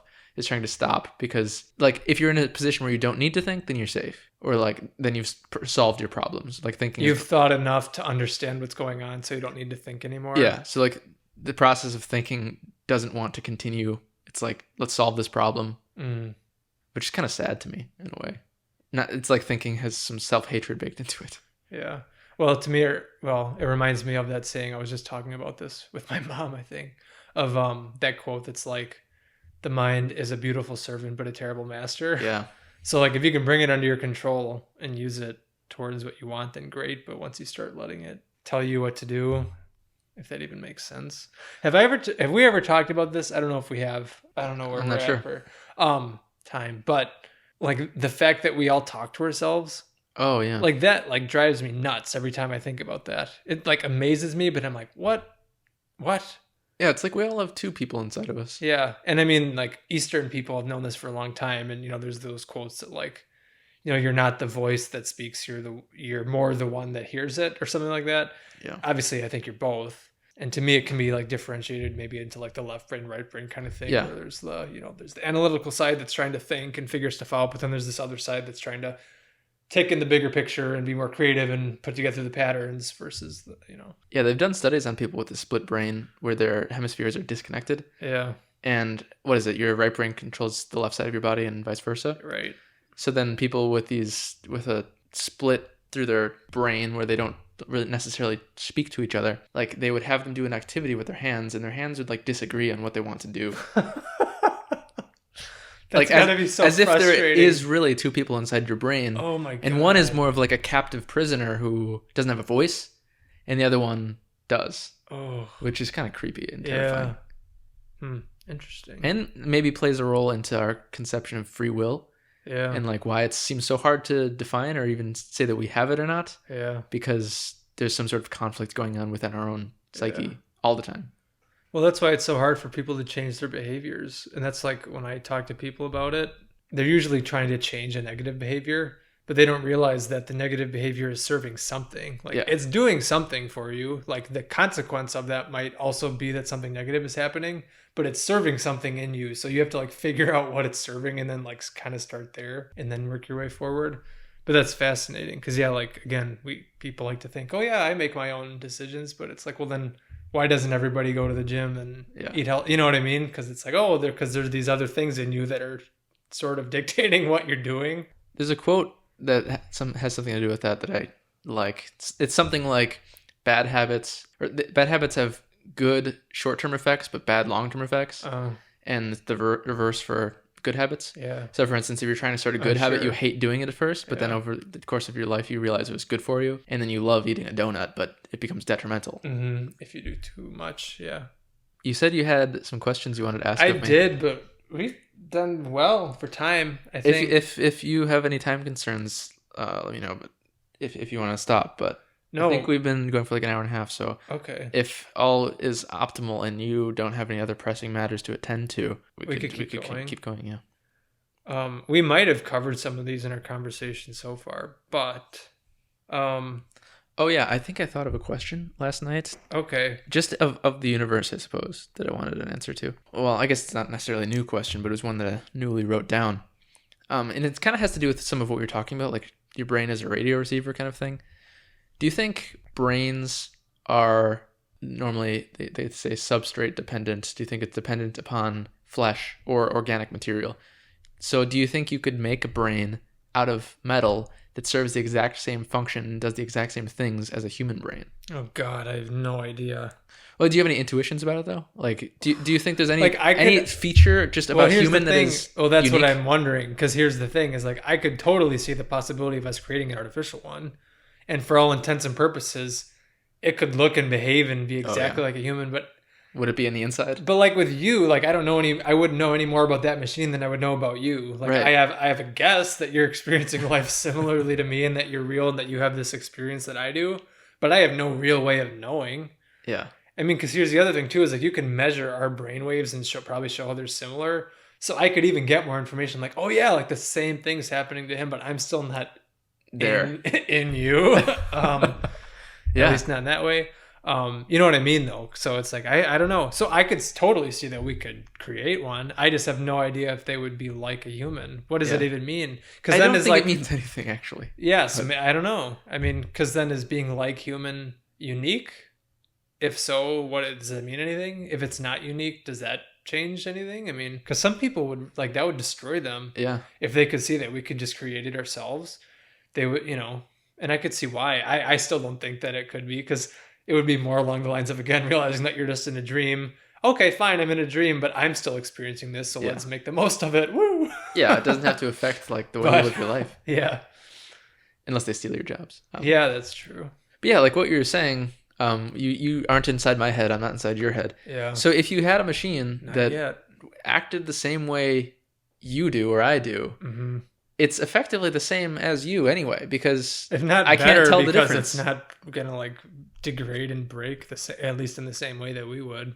Yeah, Like we could theoretically make keep one that it would going, last a long replace time. its parts. Like, yeah. But some people I could see could argue though that would make us more special though because Oh, like the J.R.R. we're- Tolkien idea of man is special because God imparted death upon him. we're like fragile. Yeah, Yeah. because elves don't die. Well, they don't even die technically. Yeah. They come back after death. They reincarnate. Oh, I was good. That was gonna remember way earlier when I said I was gonna say something, but I forgot what it was. I remembered. I think What? this was something. It was when we were talking about the whole like things being in your mind and if that's real or not. Yeah. Because that's one of my favorite quotes ever is from Harry Potter, the last one. Oh, When he yeah. has Dumbledore. when Harry's in his mind when he quote unquote dies, and he's like as Dumbledore's leaving in his vision, is this real or is this all in my head? And Dumbledore tells him like, well, of course it's all in your head, but why should that mean it's not real? I'm like, oh, Yeah. I like that. Yeah. That also I feel like It goes into encapsulates canon too. into Kim and like the worthwhileness of fiction. And Yeah. it speaks volumes. Okay, so there's my answer. I have no idea. Yeah. Well, I mean, I think that's still an answer though. It's because Yeah. some people might just say no. Like there's Yeah. a soul or some sort of Yeah. essence that. Okay, yeah, there's would a divine prevent Spock. Yeah. Yeah. Yeah. Yeah. And I don't think that there is any sort of divine spark or special thing. I feel like it's because we're trapped in our own brains and it's the only experience we have, we feel like there's some sort of uniqueness about it that we need to explain that also can't be explained. Hmm. And maybe it just that isn't there. Mm-hmm.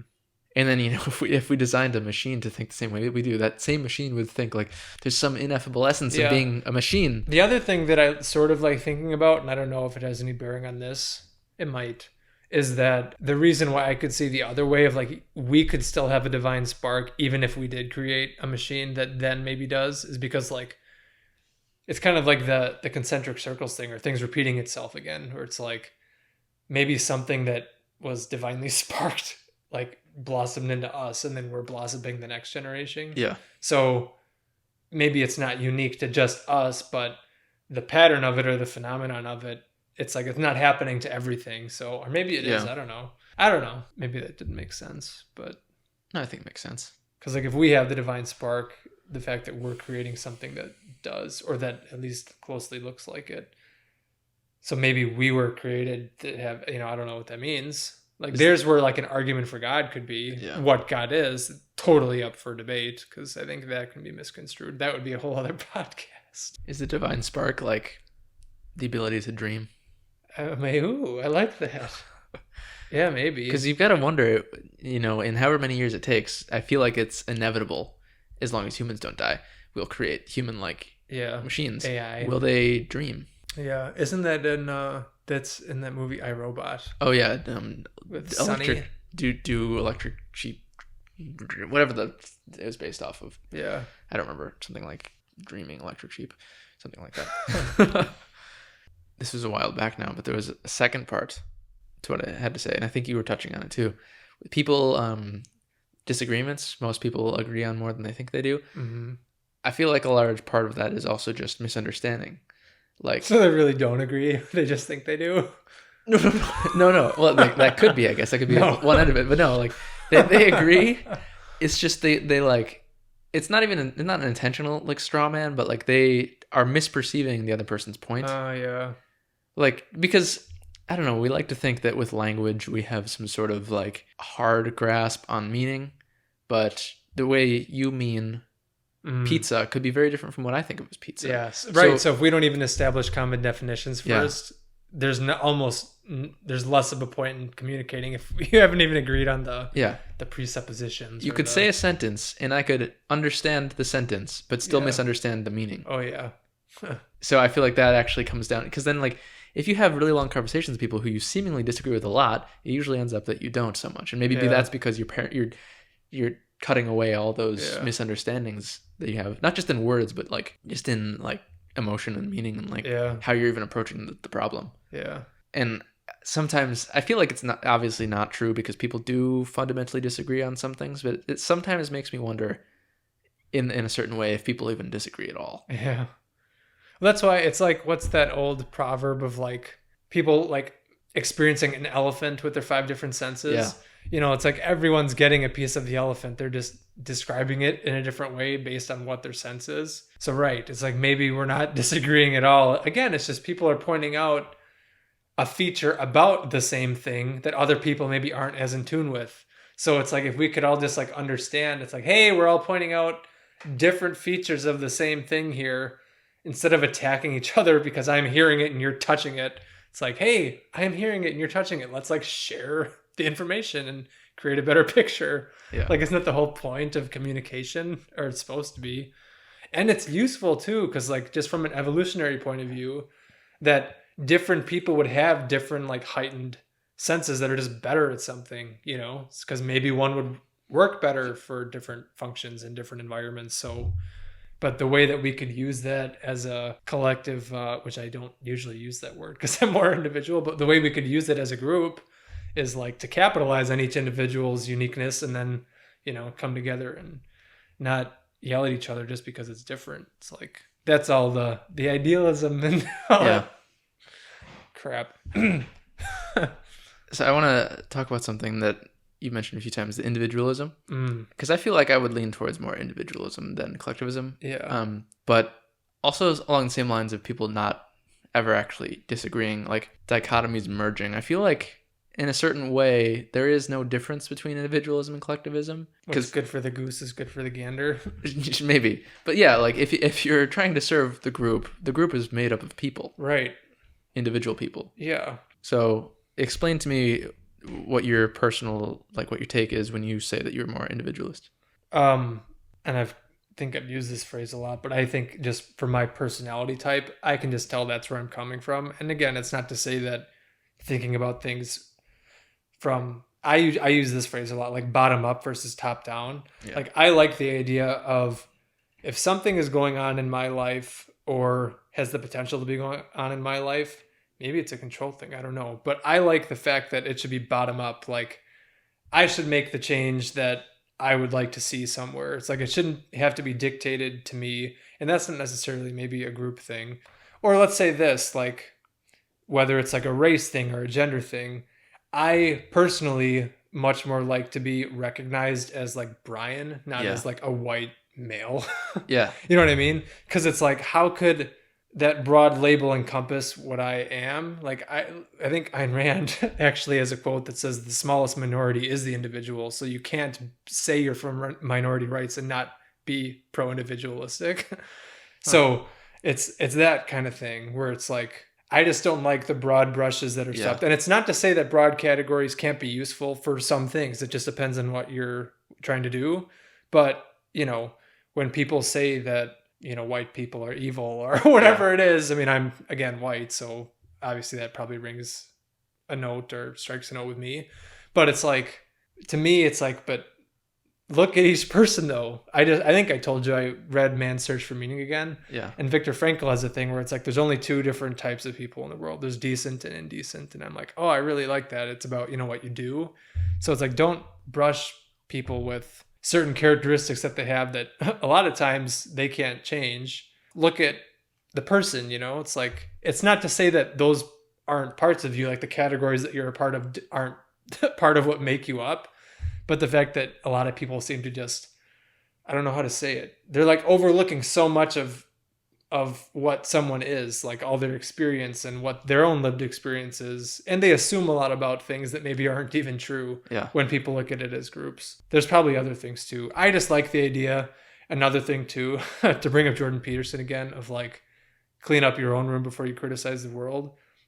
A lot of people seem to have these great ideas about fixing the entire economic structure or planet or social climate. It's like, but do you even have your own life together?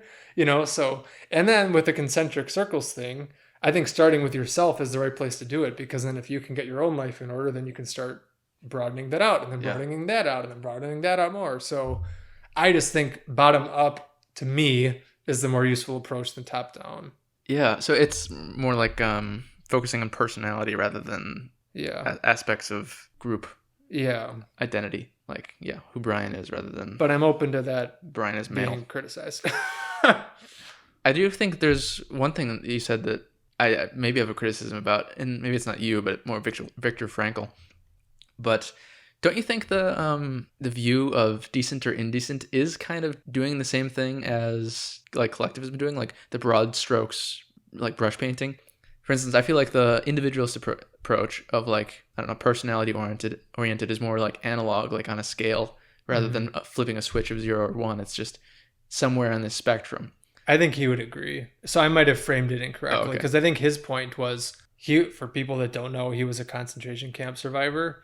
So his point was even in the camps, there were guards that were good or bad, or at least decent or indecent. And that's not to say, again, I see what you mean, like painting someone as only good or only bad. Yeah. I just think he meant it's like, say, for instance, people think, oh, well, Nazis are evil. It's like, well, maybe not all the Nazis were evil. And he said there were some prisoners that totally were, more evil than the guards? Yeah, or at least contributed to their own demise, misfortune. Yeah. So it's like, again, not to just paint people. It's like, it's funny because I see what you mean. That it's like, I would agree, don't paint people all as either good or all bad because we all have both. But I do like the idea of judging people on their actions versus their categories. Yeah. So like even if you were a concentration camp guard or victim, it's like it wasn't the fact that you were part of either group that determined whether you were good or bad. It was what you did about your situation. That's a better way of saying that, which is up to, in my mind, like you, like as an individual person. Right. Yeah, I get that, I think. I can't be 100% sure. Yeah. I can't be 100% sure about anything. This is all a dream, remember? I don't even know if you're here. Oh, have you seen Shutter Island? Yeah, but it's been a long time. It had been for me, and then I rewatched it 2 days ago. Was it good? It's actually really good, even though I knew exactly what happens. Yeah.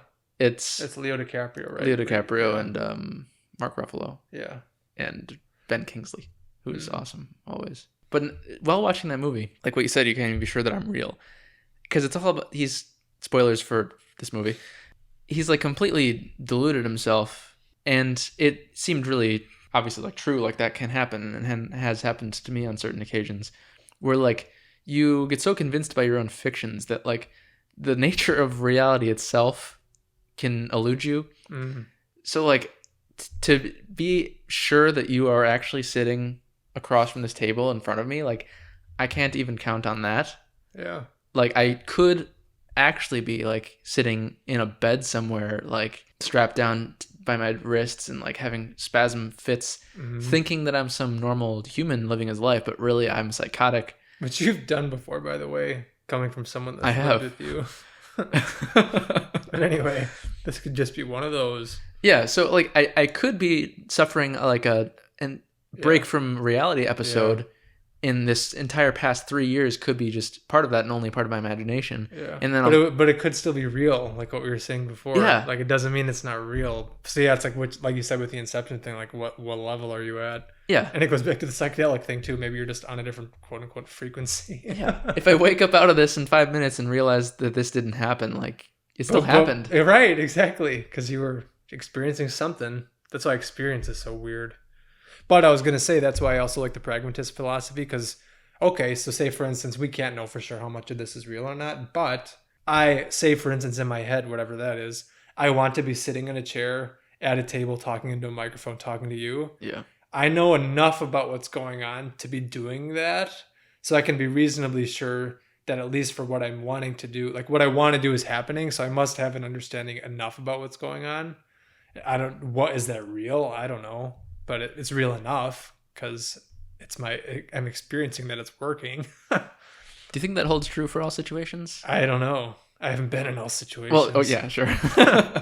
Okay, so I think back in high school, I probably told you about this during the time, but I like came up with a philosophy that I thought was unique at the time. I've quickly learned after the fact that it wasn't as unique. It was like a variant of solipsism, like only I exist. Except I was kind of telling other people about it just for fun, as like only you exist, and I'm fake. So and the part of it was saying like everything that happens because you want it to happen, perhaps subconsciously, even things you don't want to happen, you want to happen. Yeah. So what you were just saying about pragmatism, like you want to be sitting in this situation, would that carry through for situations that you don't want to be in? Yeah, you wonder. Or I don't know, like does that change the I'm view of the wondering, philosophy at maybe all? I'm Or not. is it just the fact that like you know something about your situation, whether it's that you want to be in it or that you don't want to be in Right. So it? maybe that's a better way of Yeah, saying it. It's not necessarily that you want. intent. Yeah, It's yeah. that you're You know what what? your intent is, or like Yeah. Because, yeah, like say, for instance, you're in like a prison. So you're in a yeah, concentration camp. yeah, It was awful, but that's what the whole book is about, though, is finding meaning in that. yeah, So he understood that the circumstances he were in sucked. But even despite that, he could transcend it because he understood what it was, you know? yeah. So yeah, maybe it's not that he wanted it, Sure. Okay. but here's a question Yeah. that I would be interested to hear your response. I think this question is supposed to be posed. Well, I'll just see if I can reword it. I think it's supposed to be towards someone older, so it looks like past tense. But what 3 words would you say best describe who you try to be in life and how you want to be remembered? Who I try to be in life. Yeah. I think curious would be one word. Mm. I try to always be learning something. I think optimistic might be another word. I would agree. For you or for me? For you, I can see that. Try not to get bogged down. And I don't know how much of a choice that is, actually. Me neither. It seems to be a lot of just your personality, Yeah. the extroversion thing. Well, wait, which one would that be even? Well, anyway, keep going. Neuroticism, maybe, because that's like negative emotion. But anyway, yeah, keep going. High on neuroticism or low? Low, because if you're high, then you're more prone to negative emotion. I suppose I probably got that from my paternal side rather than my maternal Anyway, side. I don't know enough about what I'm talking about. So anyway, keep. Third word's difficult. Productive, maybe. I feel like I'm always trying to accomplish something. I feel like that's typical for many men. Yeah. And I suppose maybe it's like it goes against what I was saying much earlier about trying to find happiness through goal-driven behavior, which I feel like productive is kind of that same thing. We're nothing without our contradictions. So yeah, I suppose. Yeah. But I don't know.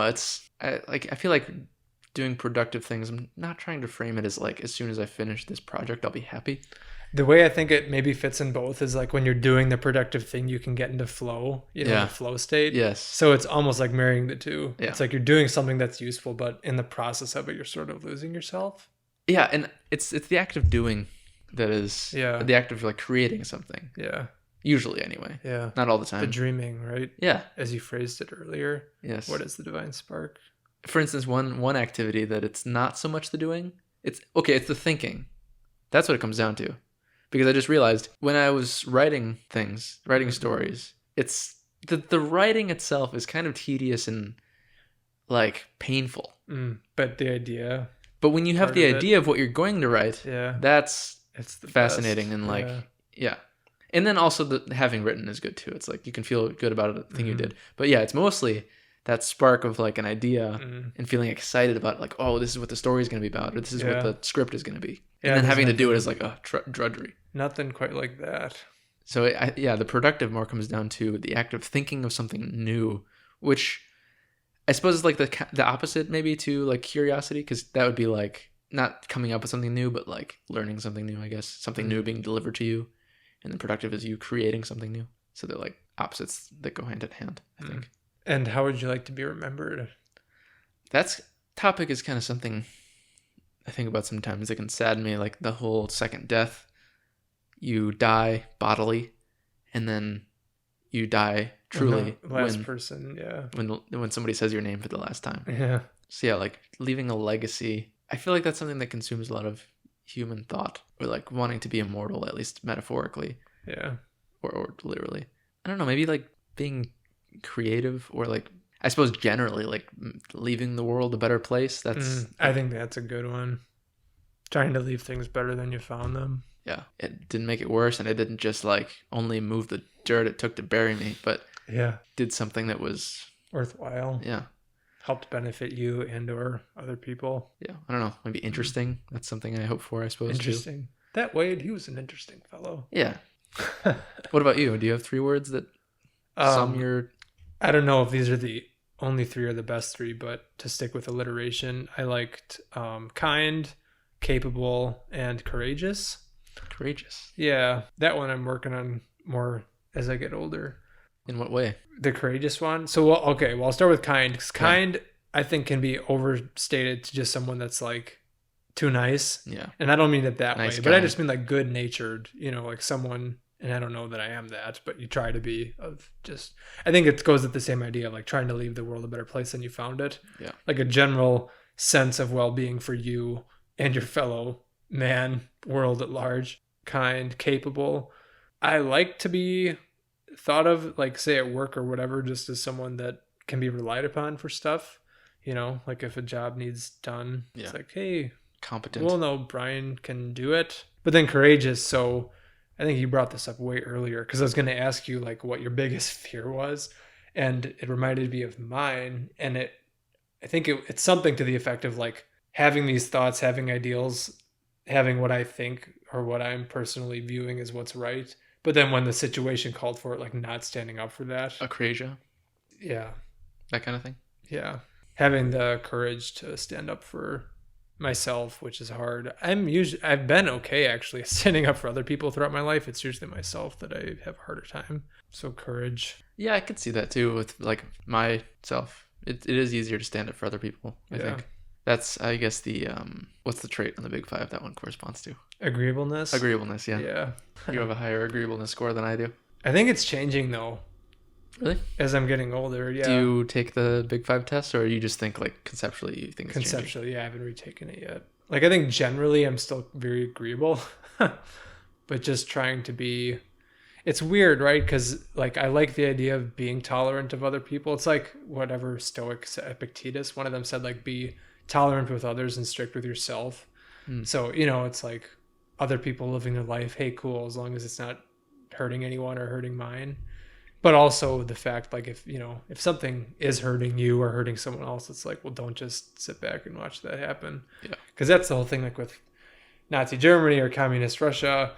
I just remember, I think it was probably listening to Jordan Peterson's lectures. It's like, how do things get really, really bad? It's like one little step at a time.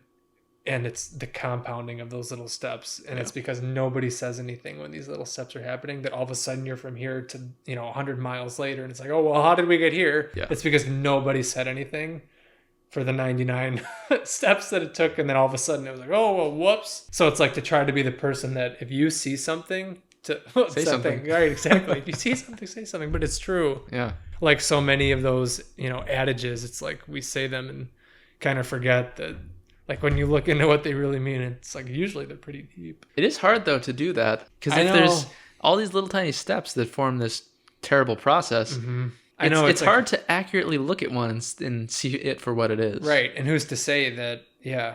And like we were saying earlier with manipulating factors, if you're raising the alarm about something, it might be that it could be a potential consequence of something bad, but it also could be the potential for something really good if it's met with other things. So yeah, it is difficult. And like, but the way that I found, at least in my life, as I'm getting, hopefully better at this, is to at least say what you have to say. Yeah. It's like say, and I'll usually frame it that way. I'm like, just so everyone knows, I think there's a possibility that this could really go wrong. Yeah. So just so it's noted, okay, thank you. Yeah. Because then at least someone says that don't say we didn't say something.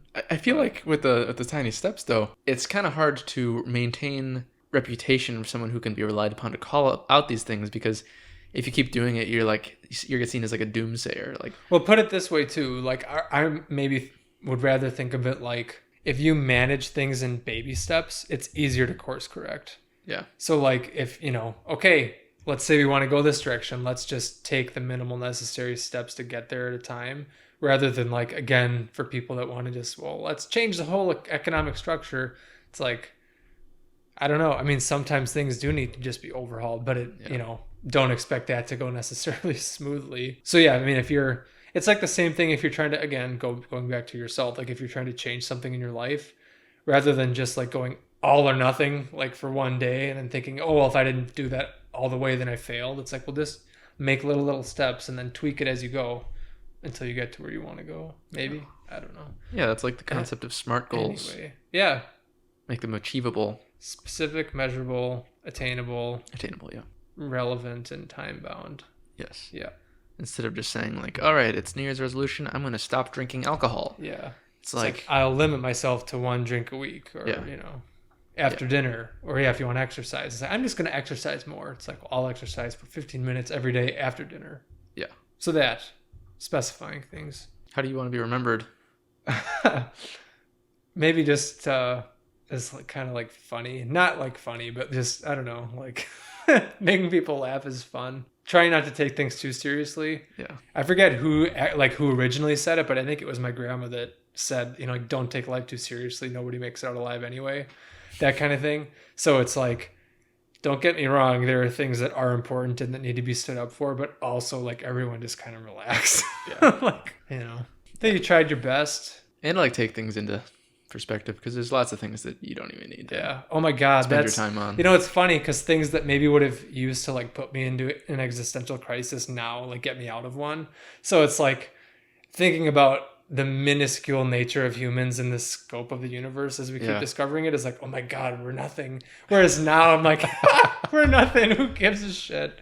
No, but I don't know. Yeah, that's like a major switch in, Yeah. like, We're nothing and we're everything because it's all just a dream. it's all the same. Yeah. The nothingness and the everythingness. So I have other questions, but I was going to say, I think maybe I'll save them in case we ever do this again. Oh yeah, I envision you probably being somewhat of a regular on the podcast. I would hope. God. I mean, By regular, maybe I mean recurring person, Okay. not like every single. Okay. This. You're resident expert on.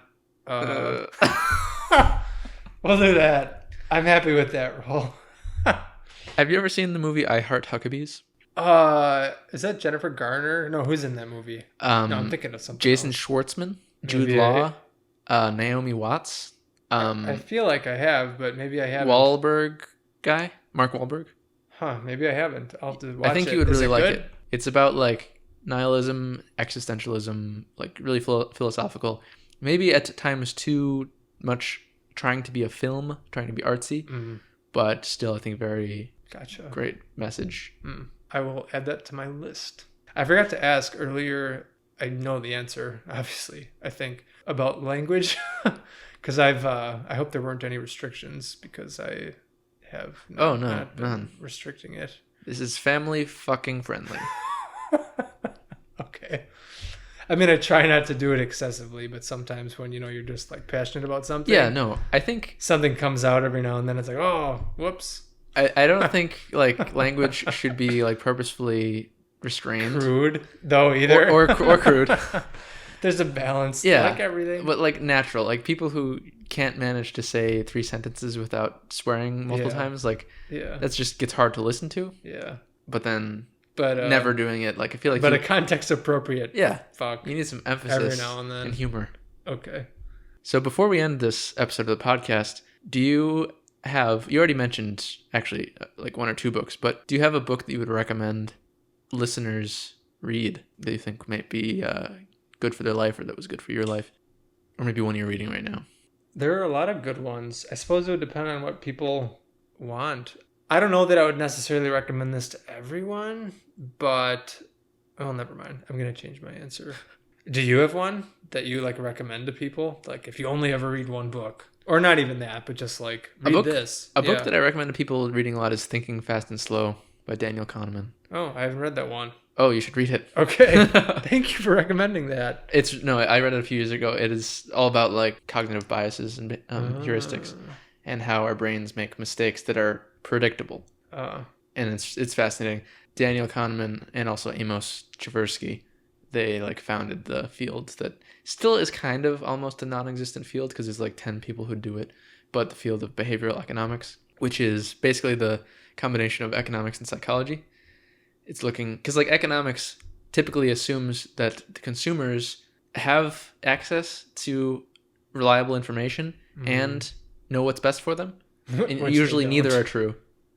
So behavioral economics looks what people do actually, not what they do, in a perfect setting. And it's not even all about like economics. It's just about people's choices and like how people remember things and just the things that they get wrong about themselves. And basically like the premise of the book is like a metaphor of your brain working in 2 different modes. You've got system 1 and system 2. And I don't remember which one's which, but I'm just going to say system 1 because it doesn't really matter. It's 2 modes. System 1 is the intuitive, fast, mistake making part of your brain. System 2 is the analytical, slow, and like energy consuming part of your brain. So if you come across a new situation, your brain kind of uses system 2 to figure it out for the first time. And then once you know it, or once you figure it out, it kind of puts all future problems like that to the task of system 1. So for instance, I don't know, like a social situation, the first time you deal with it, you might like actually be paying attention. After that, now it goes on like automatic.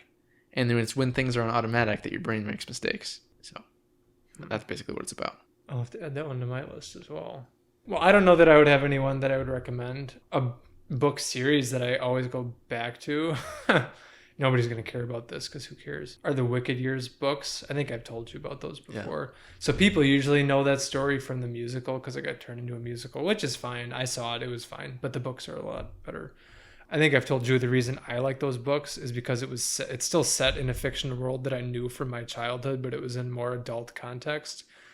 I don't know that anyone else would get anything from those other than I liked the story. What I liked about it, though, was kind of like maybe the nature of this discussion where it's more sophisticated about things that maybe people have like a general sense of. It's like, okay, people take things for granted, and then you read the story and it's like, oh, wait, but maybe there's actually other themes, or there's more going on than maybe what meets the eye. Because for people that don't know the Wicked Years story, it's about the world that the Wizard of Oz is set in, but it's sort of the Wicked Witch of the West backstory. At least that's what the first one is.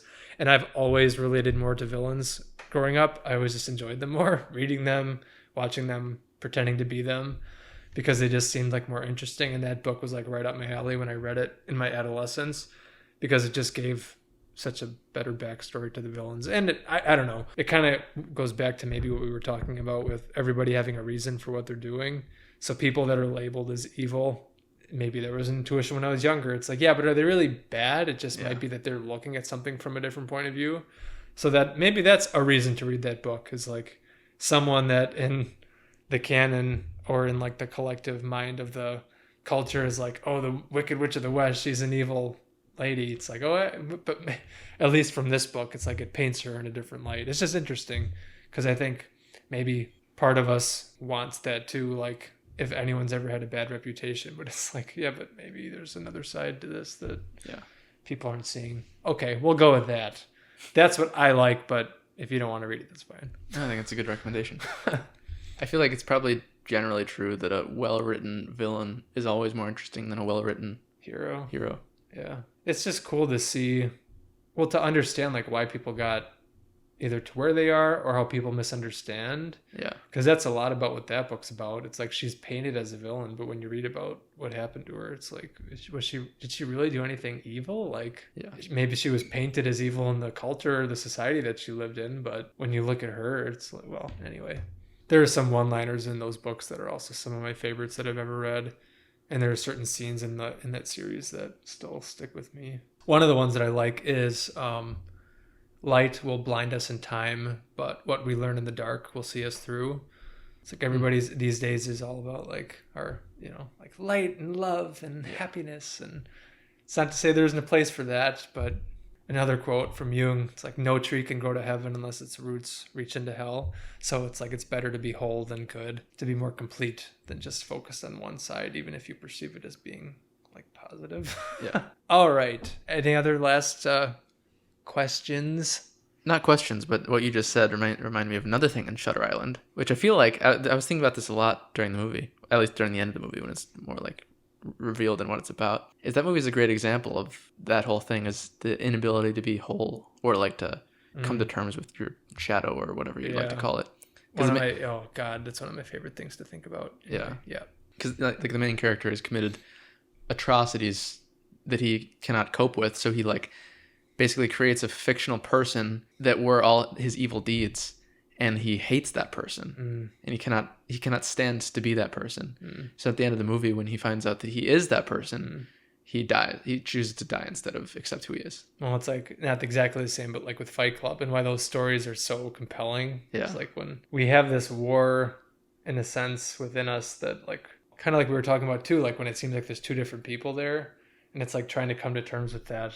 And some people do it really well and can like integrate and become like themselves. but other people don't, and they're split. And like, Yeah. it's like why there's so much dysfunction in certain people's lives is because they just can't come to terms with like the different parts of themselves, which is weird. But is there a way to end that happier? No, I think Try to integrate yourselves, everyone. I think that's a good ending. Yeah. No, it's very interesting and very difficult. Yeah. Well, it's been a pleasure speaking to you, as always. Likewise. I'm sure we'll speak to each other again on this platform. All right. Yeah, unless one of us gets hit by a truck or something. But, you know.